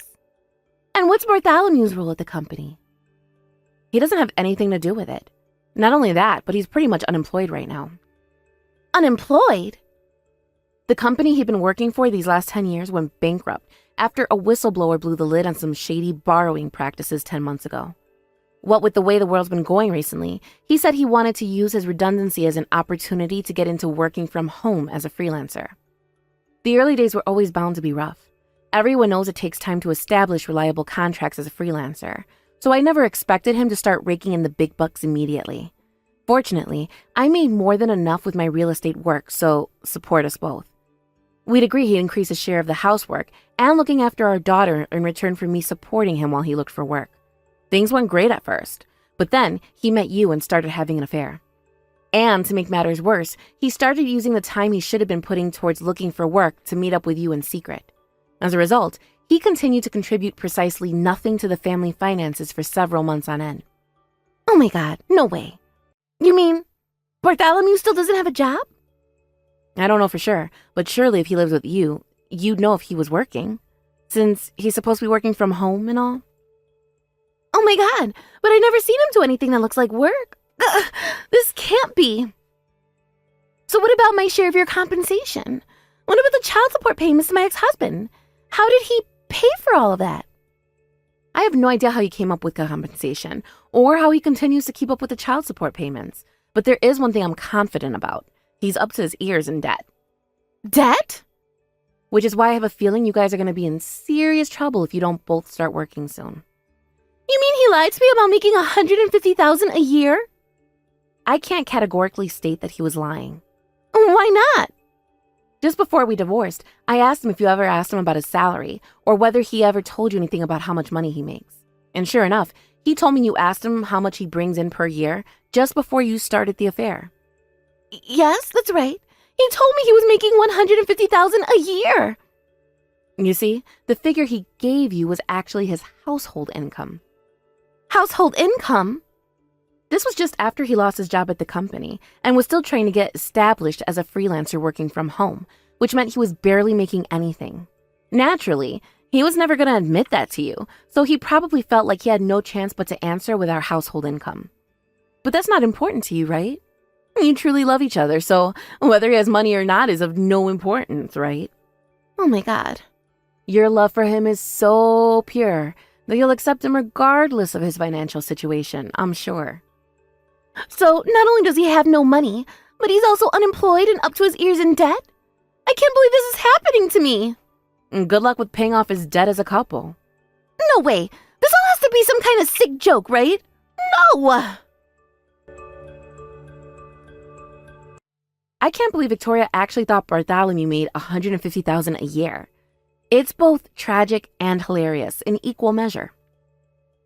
Something tells me him paying her share of the compensation and covering the child support payments to her ex-husband were instrumental in pulling the wool over her eyes. But later on, after doing some asking around, I found out he got a hold of that money by going into debt with his friend, who was a successful stock market trader. Apparently, Victoria tried to lure his affluent friend into bed when she found out about his riches. But unlike Bartholomew, his friend had a sense of honor and dealt with the shameless gold digger in seconds. Naturally, he told Bartholomew about what his wife had tried to do behind his back, and before long, the two of them got a divorce.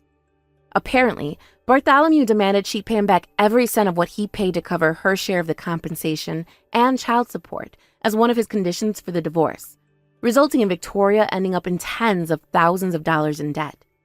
Hilariously, she begged her ex-husband to take her back in desperation, and Bartholomew pleaded with me to give him a second chance. But of course, we both refused. Both of them got disowned by their parents, too. Last I heard, they're both working like dogs while living in rundown, cockroach-infested apartments in soul-crushing isolation to keep up with their debt repayments. Kylie, I need to know when you intend on standing on your own 2 feet for once. It's time you learn to be independent, young lady. Huh? Stand on my own 2 feet? Be independent? But I haven't lived with you for years now, Mom. Besides, I've been sending you a monthly allowance for God knows how long. I don't want to be rude, but surely if either of us are independent, it's me. Don't get clever with me, girl. It's funny you should mention the allowance, actually, because it's actually that I'm upset with you about. You've been lying to me this whole time, haven't you? You've got some nerve to do this to your own mother. Lying to you? Me? What the hell? About what? I know it was really your little brother Oliver sending me my monthly allowance all along. He finally confessed to me in floods of tears that it was him sending me $1,000 a month for these last 12 years. It might look like he's not working at a glance, but he actually works from home. And it turns out he makes quite a lot of money. Did you know that? What a little star my boy is. That's the first I've heard of it. But because he's so kind, generous, and big-hearted, and because he thinks so much of you as his big sister, he went out of his way to send you the money so you could send it to me from your account and take the credit at a sympathetic consideration for your unfortunate position. In doing so, he made it look like the money was coming from you all along. I can't believe he went so far out of his way to protect your dignity. Oh, that's my Oliver. He's really the kindest boy there ever was. My unfortunate position? I don't even... Hang on, Mom. Wait a sec. Do you actually believe him? I can't believe anyone would fall for a lie this obvious. Don't be silly. There's no way my darling Oliver would ever lie to his mother. The boy's an angel, and I won't have anyone tell me otherwise. That boy? Mom, please. He's a 26-year-old man who lives alone in his perpetually dark bedroom, surrounded by empty potato chip packets and questionable amounts of used tissue paper. Will you just stop and think about this? Oliver was a kid in middle school 12 years ago when the monthly allowance payments started. He didn't get his first part-time job until high school. Even if this working from home stuff is true, exactly how do you suppose he came up with $1,000 a month for those first few years when he was a child? Good grief, Kylie. When will you ever realize that it's exactly this kind of obsessing over minor, trivial details that causes people to find you insufferably boring? All I'm doing is pointing out the inconsistencies in what you're saying. But I see. So this is how you speak to me after I send you $1,000 a month for 12 years, is it? All right, I understood. You believe Oliver unconditionally, no matter what he says, never questioning a thing. But with me, your default response is to treat me like a liar. I mean, it's not like I was doing it because I wanted you to be grateful. I did it because you're family, and I figured I didn't really mind having to tighten my belt and be careful with my spending if it meant helping you out. Oh, please. Stop pretending like you're some saint, dear. You're making me feel physically sick. Drop the act and admit it. I know it was your little brother sending me $1,000 a month all along. I have nothing to be grateful to you for. I see how it is. Well, in that case, I'll let Oliver carry on with the payments directly, since you obviously don't need me to be involved with them at all. Just to be clear, you don't need me to have any further involvement in the payments, is that right? Yes, that's right. Fine, I'll leave everything up to your brother from now on. Actually, it's probably for the best. I think this is probably the best way to stop that ego of yours getting overinflated. You're so useless, so why don't you do me a favor and disappear? Sure thing. You know what? That actually works great for me. I feel like a weight has been lifted off of my shoulders. Goodbye.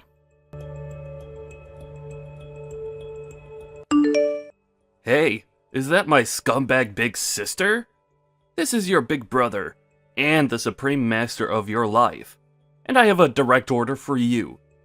Starting from next month, you're gonna start adding an extra $500 onto the monthly $1,000 you've been sending to Mom's bank account. And also, and this part's important, you're gonna start sending it directly to my bank account instead.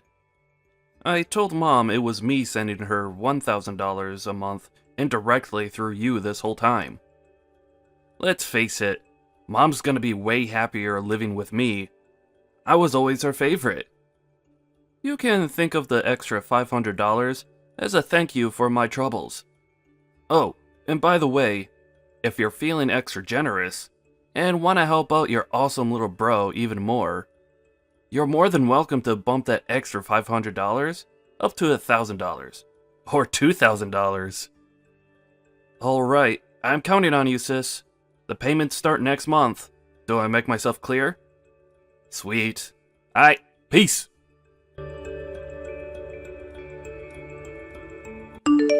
Hey, is that my rotten, filthy, stinking sister? You were supposed to start sending me that money today.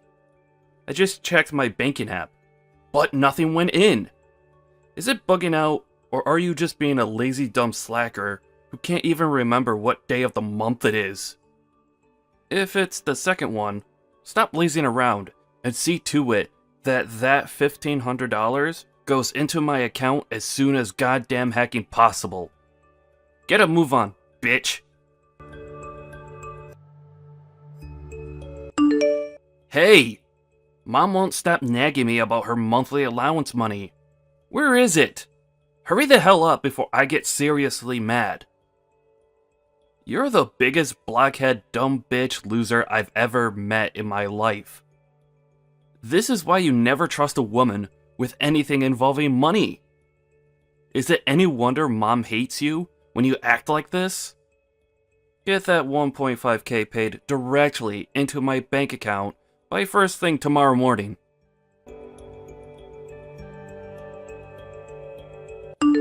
Kylie, hurry up and send me this month's $1,000. Excuse me? I thought we agreed Oliver was going to send you it himself directly from now on. Why are you asking me for money all of a sudden? I thought you didn't need anything from me. It's not that I don't need it, actually. I'm doing you a favor by allowing you the privilege of sending me the money again. You know, it's not good to rely on your brother to do everything for you, right? You're doing me a favor. Yes, that's right. Me and Oliver have decided that that's what's best for your personal development. I hope you're grateful to your amazing little brother. He's been very kind to you, you know. There aren't many people who'd let you take the credit for sending their mother $1,000 a month. Now he says he decided to actually let you take over with the payments for real.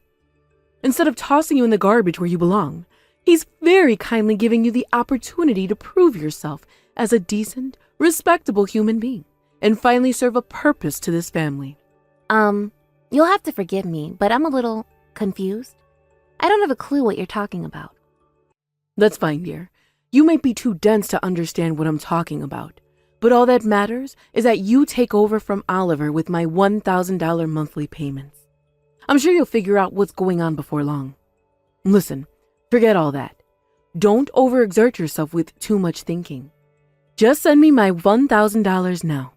Oh, that reminds me. You'll also be sending Oliver $500 a month, won't you? Why would I do that? It seems like your darling brother's been coming up with all sorts of ways for you to prove yourself as a respectable human being.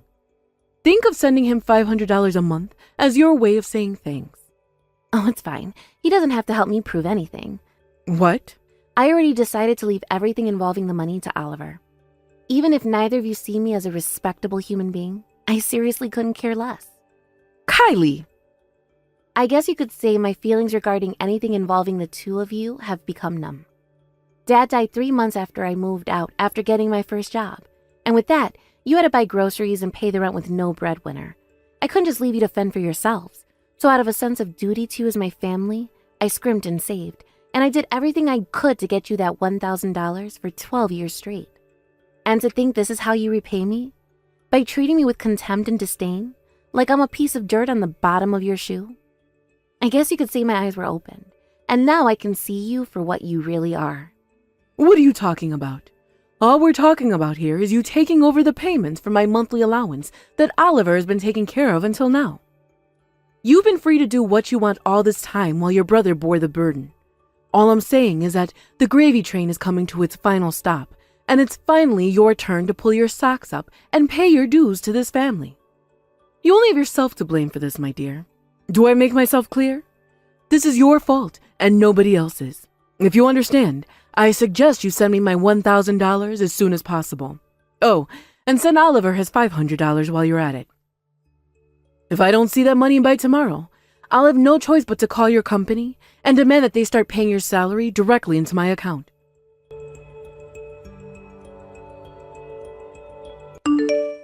Kylie, what's going on here? Is it true that you quit your job? Huh? Remember how I told you I'd have your boss send your salary to my bank account instead of yours if you failed to pay up the $1,500 you owe us? Since I didn't get my money before the allotted deadline of yesterday, I had no choice but to give your boss a call. And when I did, he told me you quit your job ages ago. I can't believe you'd quit your job just to get out of paying me my monthly allowance. You're rotten to the core. You disgust me. Oh my God, this means you're unemployed, doesn't it?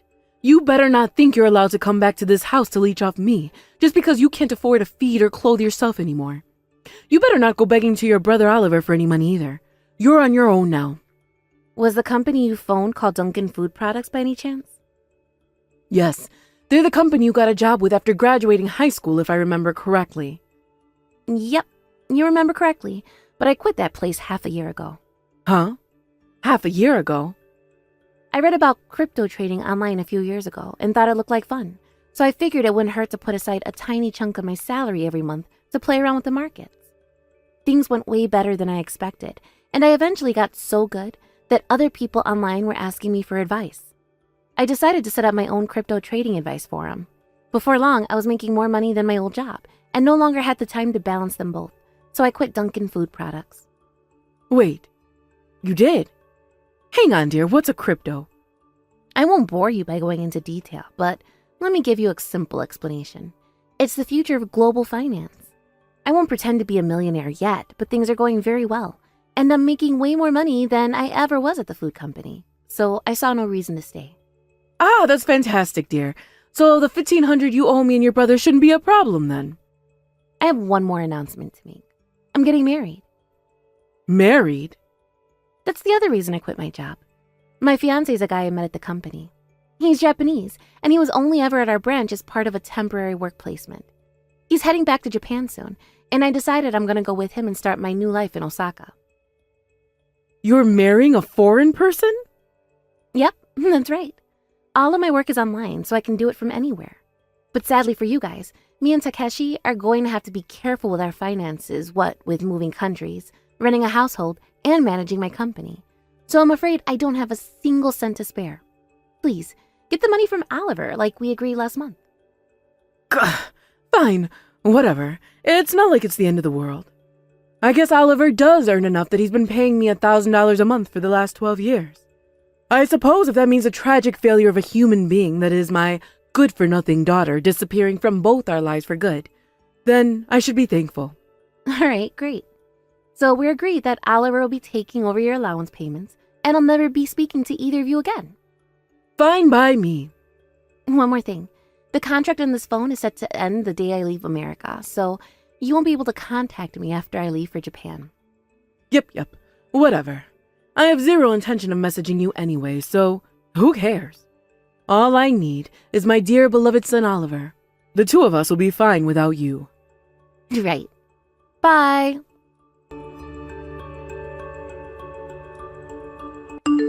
Hey, is that my bitch sister?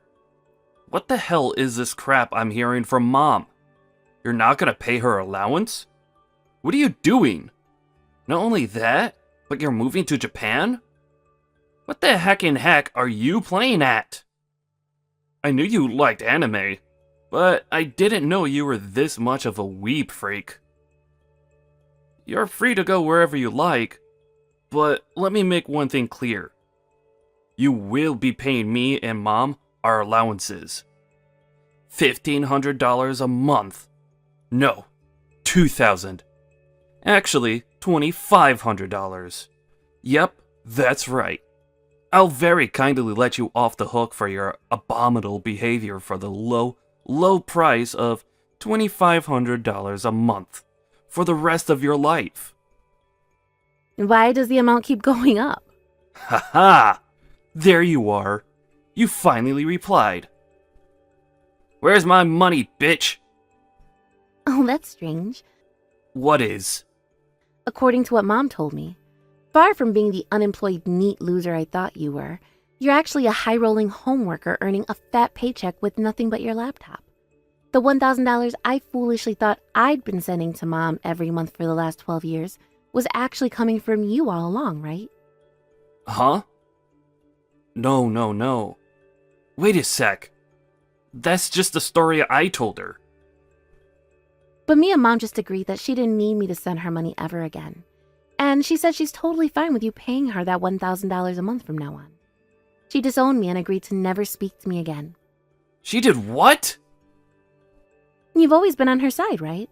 So naturally, this automatically means me and you will be cutting ties too. What? No. If you do that... Oh my god. The monthly allowance. You make big bucks working from home, right? You've been paying Mom $1,000 a month for the last 12 years, right? No, that was... Anyway, I'm a little busy right now. See ya. Kylie, I need some money, please. Oliver's been lying to me. He lied to me about everything. He said he lied about working from home to put my mind at ease. In light of the little white lie he told me in good faith out of consideration for my feelings, I hereby nominate you once more to pay me my $1,000 a month allowance. Now hurry up and get that money into my bank account. Please. I had less than $100 when I last checked my balance. Things really aren't looking great for your mother here, dear. Ah, Mom. Good morning. Kylie. The contract on my phone's about to end. What? Now? Me and Takeshi are leaving for Japan tomorrow. Tomorrow? All right, I'm gonna turn it off now. No, Kylie. Please. Wait. Goodbye forever. I heard everything I'm about to tell you from my Aunt Sylvie, who received a desperate SOS message from my panicking mother at 2 a.m. in the morning. Apparently, my mom and Oliver drove out to Denver Airport in a crazed rush to try and track me down, and were picked up by security after running around the terminals, accosting strangers to ask whether they'd seen a woman with red hair and an Asian man. Aunt Sylvie said the plan was to stop me from leaving for Japan, but in the usual fashion, they hadn't stopped to think about the consequences of their actions. They realized the gravity of their situation when it dawned on them that they'd spent my mom's last $100 filling up the car with gas to get to the airport, and were now stuck hundreds of miles away from home, having no choice but to call Aunt Sylvie begging for help. The funniest thing is, we left from Phoenix Airport. Unbelievably, my mom even asked Aunt Sylvie to take over the monthly allowance payments, which Aunt Sylvie naturally declined. She called them lazy bums, told them to go to the job center, and totally abandoned them for their sheer brazen arrogance. By some miracle, both my mom and brother managed to find low-paying factory work, and now their status as poverty-stricken debt grovelers is all but confirmed. To make matters even more hilarious, the fact that neither of them have ever had a job before means they spend every day stressed out and angry at their boss, their coworkers, and each other, and most appropriately, themselves. Last I heard, they spent every day spewing profanities and making empty threats at each other in a beat-up house with a severe cockroach infestation. Hey, Vicky, how's it hanging, girl? Whoop-dee-doo, it's me, Louise. You know, your childhood friend and favorite person in the whole wide world. Favorite person in the world? Like hell, seriously? You must be dreaming if you think that. Sure, we might have known each other as kids, but I wouldn't go as far as calling us friends. I regret the fact that we were even acquaintances, so the words Louise and friend most certainly do not go in the same sentence. How can you be deluded enough to believe I actually like you? I mean, geez, you were annoying even when we were kids. You say all that, my dear, but actions speak louder than words. You didn't block my number, did you? Which can only mean you think of me as your best friend in the whole wide world and can't bear the thought of a life without me in it. Believe me, the thought of a life without you in it sounds like paradise. No, the only reason I didn't block you yet is because I know you're so screwed in the head you'd go insane if you couldn't check up on me with your trivial, nonsensical messages every 5 minutes. I promise you, if the thought of you doing something crazy if I blocked you wasn't so terrifying, I'd do it in a heartbeat. Jeez, Vicky, how about you, take a chill pill for once? Anyways, I wanted to ask about that guy you started dating lately. I heard the rumors. Is it true? If so, I can't believe the Vixter finally got a boyfriend. How long has it been now? You know how long it's been, and why exactly has it been so long? Or did you forget about how you got involved with my last boyfriend 2 years back and ended up causing a bunch of drama that led to us breaking up? Huh? No recollection. Nope, I don't know a thing about why he dumped you after a steamy romp with a mystery girl down the alleyway by your house. Oh, so you're still proud of it then? You really are beyond saving. How many of my boyfriends have you interfered with by now? I literally lost count of how many of my relationships you screwed up. But it won't be happening again because I'm finally free of you. It was hard for me to muster up the motivation to even look for a guy with the thought of you sticking your nose in and messing things up for us, niggling away at me in the back of my mind. Anyway, will that be all? I don't want to speak to you. Hey, wait, I'm not done yet. There's so much I want to know. I have some other things to deal with, and my life is pretty hectic right now. Stop trying to give me even more stuff to worry about with your irritating nonsense.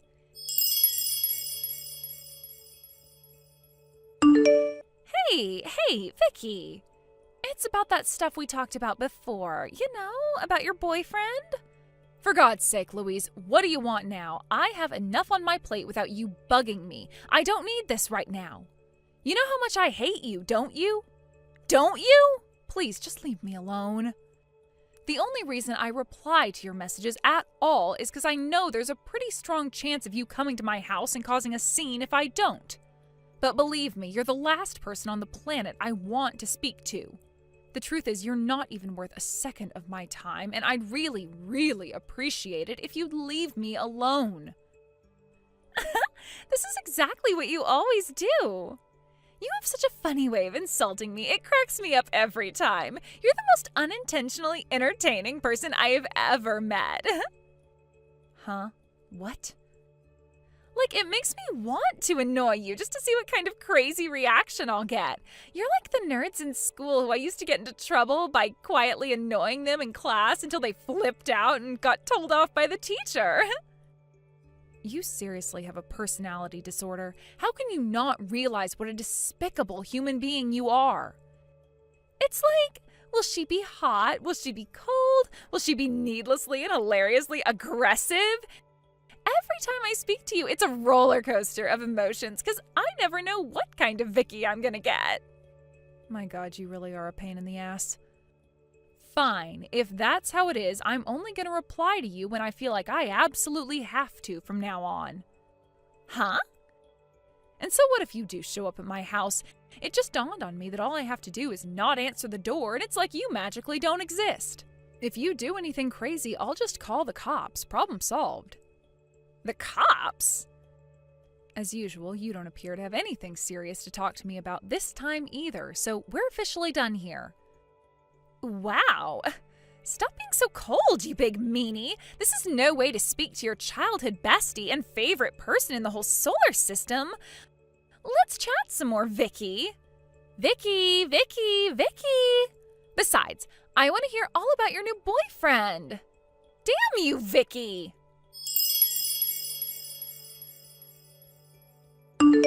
Hey. So, you really do have a new boyfriend, huh? I had a feeling it was true. So it's him, is it? He is so my type. What should I do? I can't help but feel a mega hunk like him is wasted on someone like you. Is it finally time to make my move? Vicky. You just gonna carry on ignoring me? As your childhood best friend and favorite person in the whole universe, that makes me feel super duper mega lonely. But what you don't know is that blanking me like this has cost you something you hold very dear, something you'll never be able to take back. You don't know what it is yet, but you will soon. Should I give you a hint? It's about the thing you seem super reluctant to talk to me about. You know the one. You'll be happy to know my investigation proceeded swimmingly, and I found out everything I needed to. Who knows? The day I can finally reveal the good news could be just around the corner. I mean, I'd love to tell you if you finally replied to my messages, but we both know you're too damn stubborn to be an adult about this. Oh well, get excited, girl, because you're in for the surprise of a lifetime.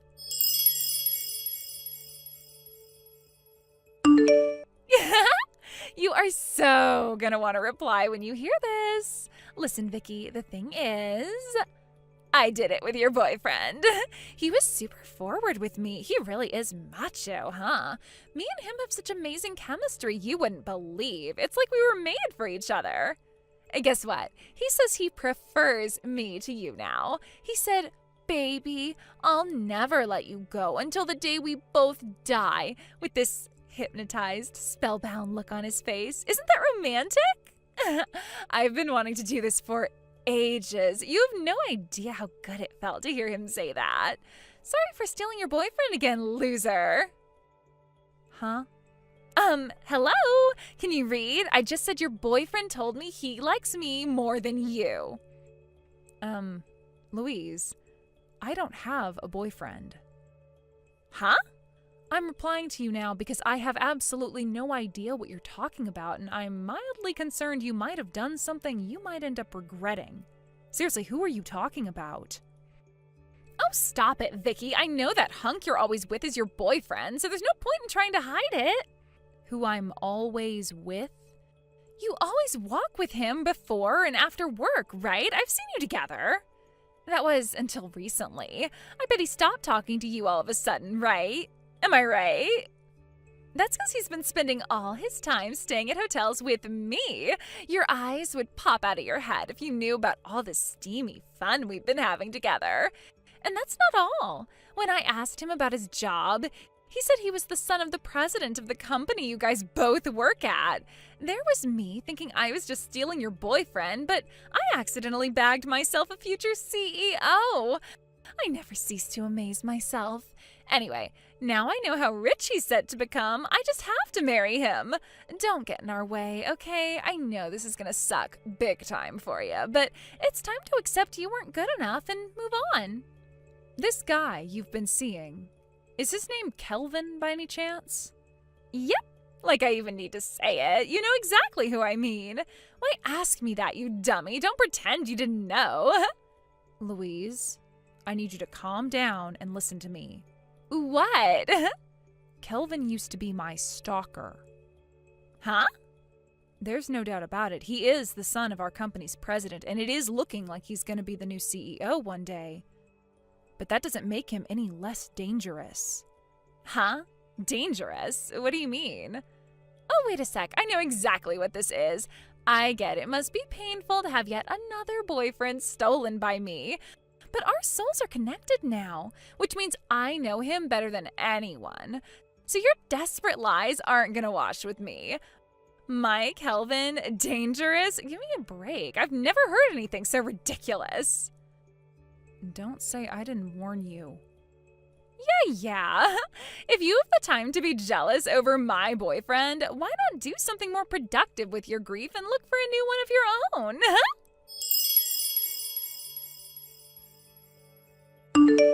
Yo, Vicky, where do you think I am right now? You'll never guess. I'm in Guam. Kelvin brought me here on a vacation. Also, I quit my job. Me and Kelvin getting married is pretty much set in stone at this point, so I figured there was no sense in me carrying on working my office cubicle job. When I told him I was bored with all this new free time I had on my hands, he brought me on vacation to Guam. Can you believe what a sweetheart he is? Wait, what am I saying? Of course you can. He used to be your boyfriend. Anyway, that's not all. Guess what? He paid for us to stay in the VIP suite at the top of the Duples Group Hotel. Oopsie. Looks like me and your ex are madly in love with each other and set to spend a week of steamy romance in luxury paradise. I would never have imagined my plan would go this well in a million years. Sucks to be you, huh, Vicky? I'm the happiest girl in the world.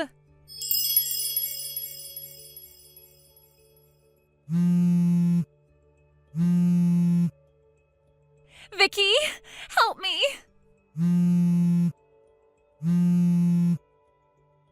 I'm scared.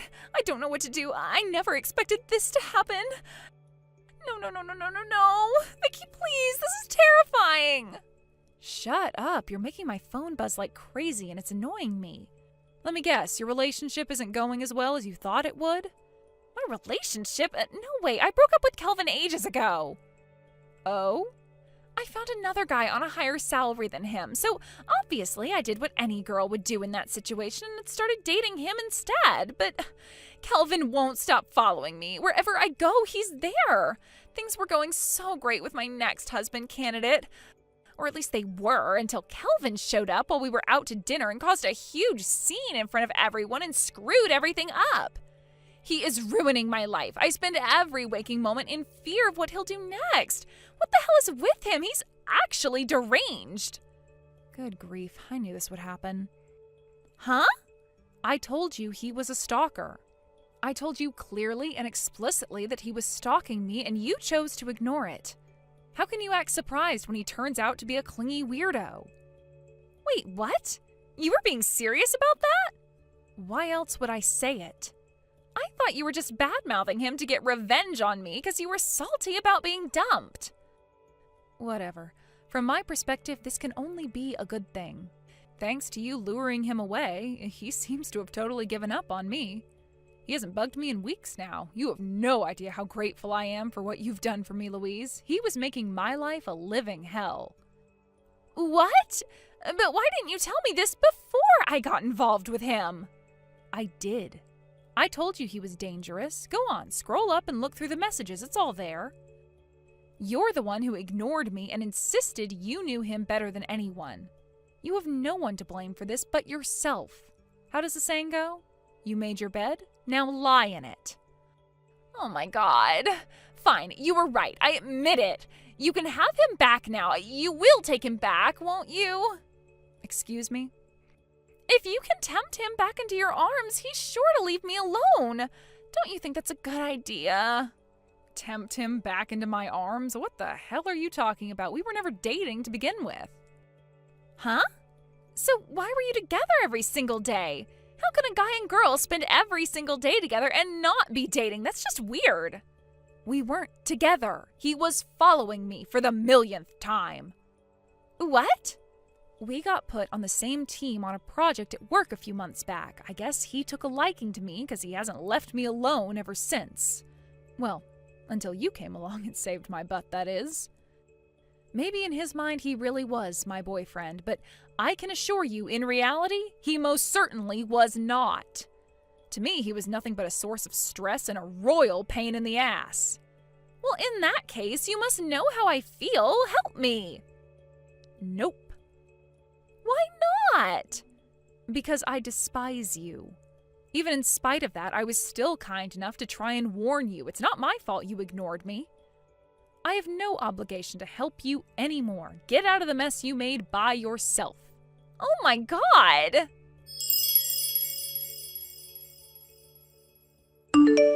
Vicky, I can't do this anymore. What should I do? Does this kind of crap actually happen outside of movies? Please respond, Vicky. I am begging you. I'm barely eating or sleeping with all the stress this psycho is putting me under. I know you'll help me if you know how bad my situation is. You're a kind person, aren't you? I'm serious. This is bad. I'm pregnant with Kelvin's baby. Hello? What should I do? You're the only person I have to rely on. My parents are no use. They divorced a while back when they both found out they were cheating on each other, and they're locked in a vicious divorce battle right now and don't even have time to talk to me. I don't have any brothers and sisters. I don't speak to any of my relatives. You're the only one I can rely on. My childhood friend, Vicky, please. I thought I was your favorite person in the world. I am begging you to help me. I'll do anything. Vicky, I'm begging you. Please respond. Vicky!